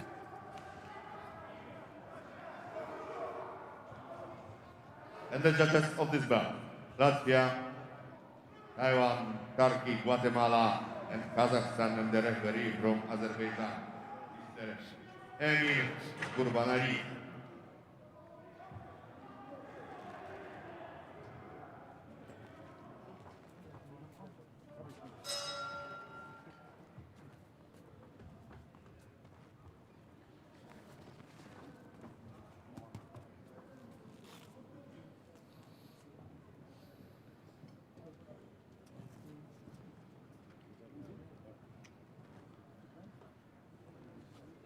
It's our final fight of the session, our final fight of the day. What a day we've had. This is our 28th fight, our 28th quarter-final. We've had some brilliant contests in Ring B. I'm sure it's been the same over in Ring A. So let's hope for a real good one to finish with. That's Shokjikon Abduliev of Uzbekistan, Asian youth champion. And in the red corner, Delil Dadiev of Germany.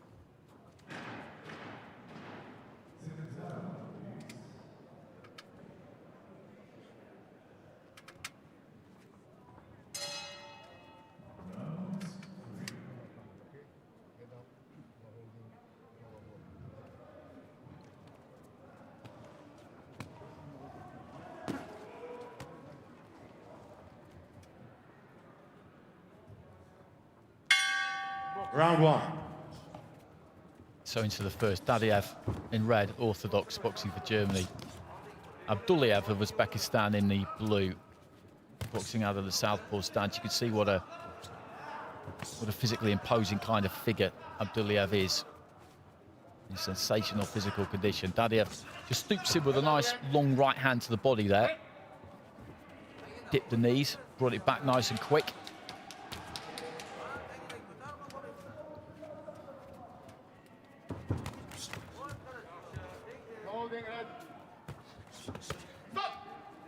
Left hand on the inside there from Abdullayev. There's that long right to the body. Landed that a couple of times.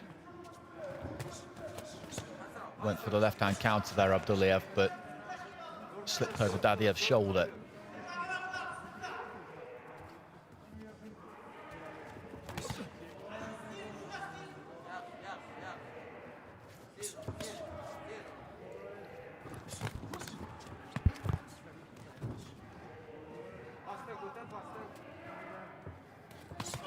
Right to the body there from Dadiev. Left hand on the inside there from Abdullayev. Looked a fairly sweet shot, but Dadiev's made a pretty good start here, the German. Should have been the underdog in this fight. Just reaching for the right hand there. Didn't land, but didn't lose his balance either, so no harm was done. Long left hand there from Abdullayev. Then the left comes in again and chopping down with that same left hand. He's just beginning to have a bit of joy with that, which is slightly ominous for Dadiev. Again, just bombing over the top with that left.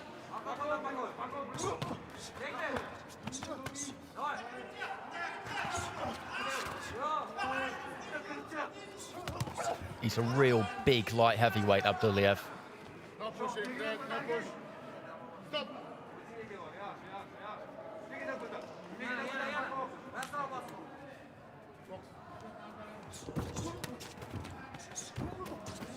Just made Dadiev fall slightly short and then let that left hand go. Straight left hand was a peach, that really was. Again, he just made his opponent fall slightly short and then threw it straight down the middle. He had a look for the first minute and a half, and since then he's worked Dadiev over, really.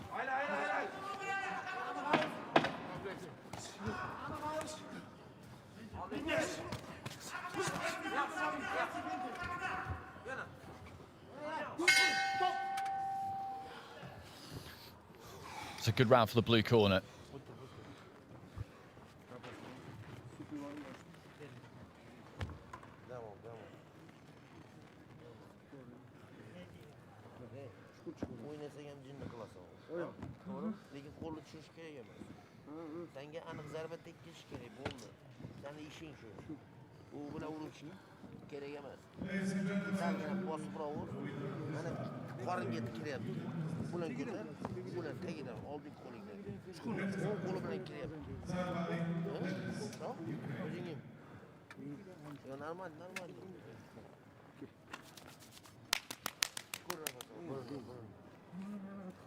There's that left hand.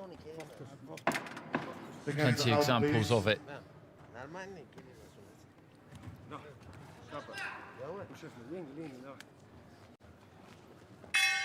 Round 2.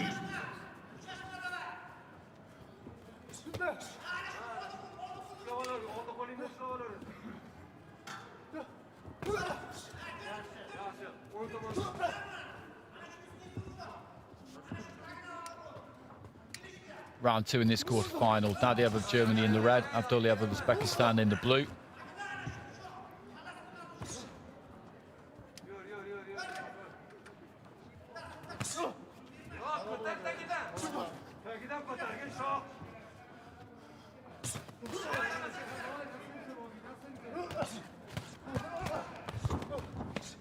Dadiev just getting onto the inside there, trying to work the body. Got a right hand through as well, to the head.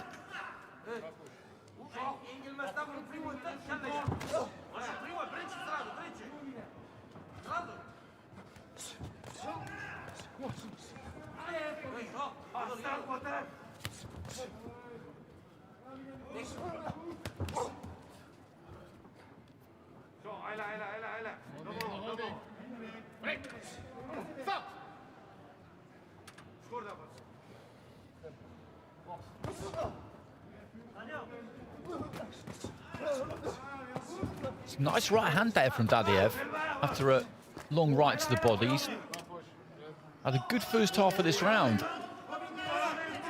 Abduliev just yet to find his groove in this second round.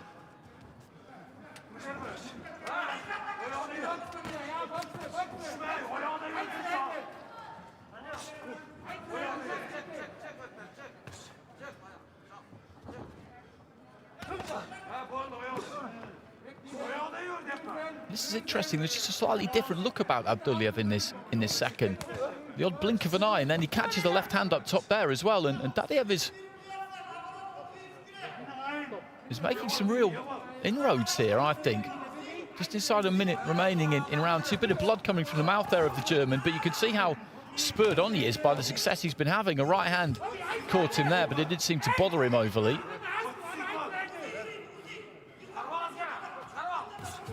Looking for the jab, right to the body. Just 30 seconds remaining in the round. This is his round so far.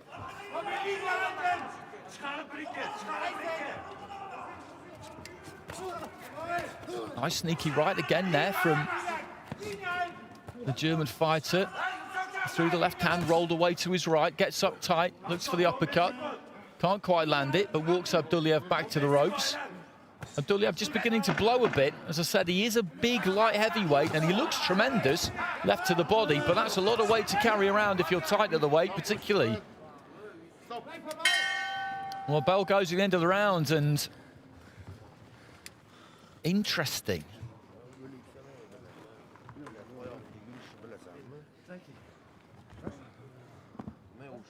Struggling to get that gum shield out. Bit of blood in the mouth there.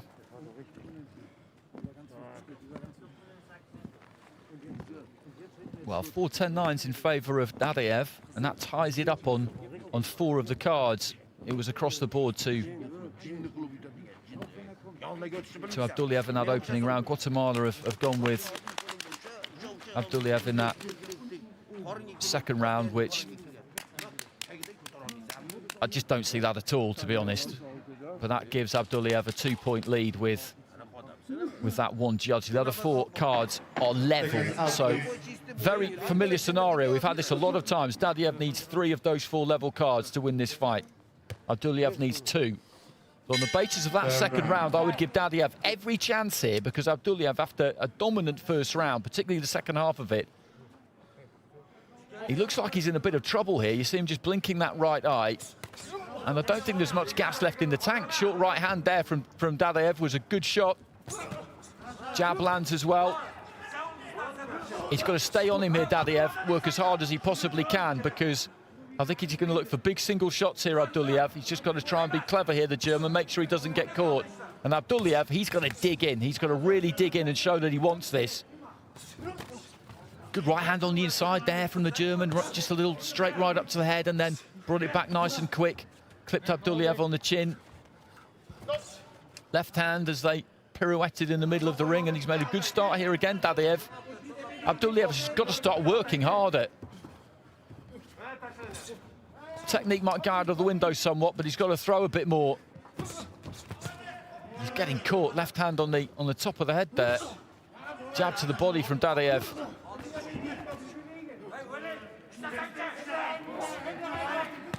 Left to the body. The German again just comes forward, straight right hand, finds the target. This is there for the taking for Daryl Dadiev. Abduliev just puts everything into a left to the body. Left to the body again. Short left hand on the inside there from Abduliev. Landed a couple of left hands there. That was better from him.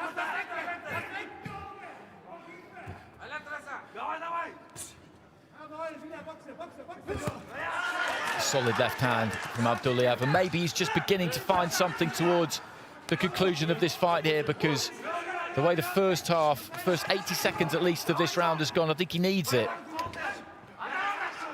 Heading up towards the final minute, and what a finish to the day we've got here.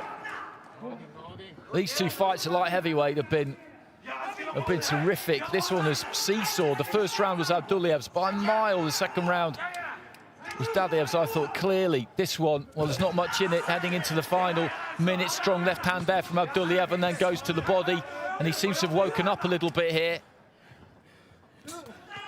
Fencing with a jab there, Dadiev left to the body, and then the two of them get in tight. I don't think there's much left in the tank for either of these two at the moment. 30 seconds, they can nick a bit of a rest here, and then they've just got to go all out here.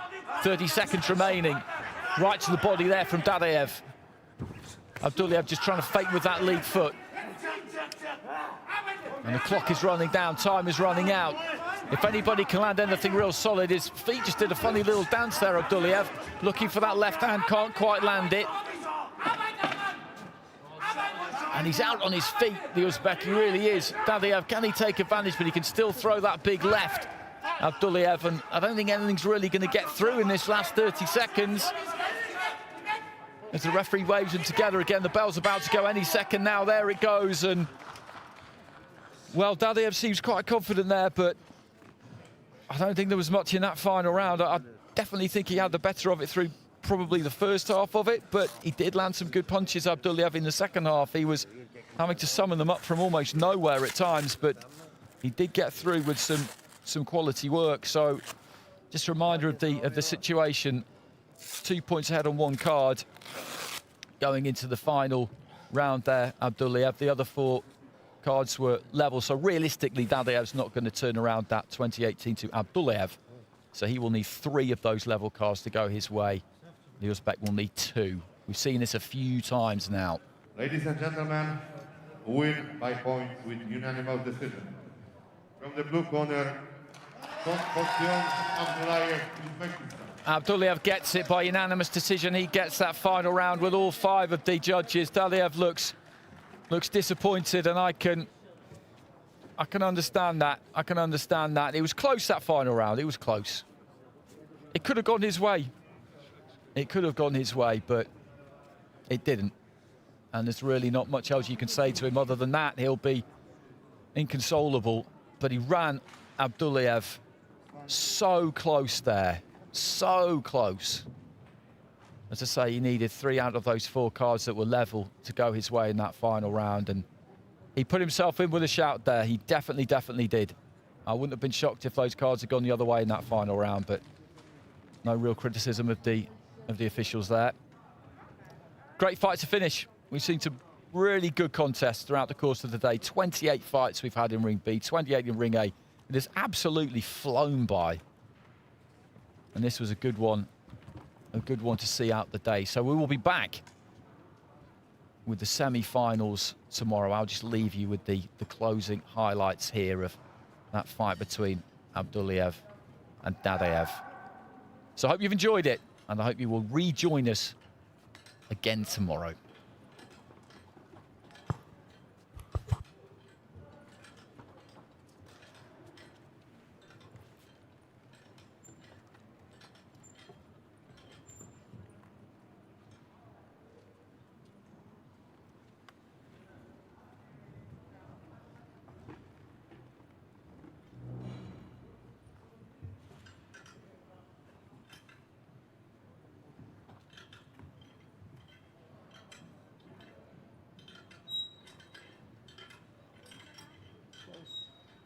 Do zobaczenia.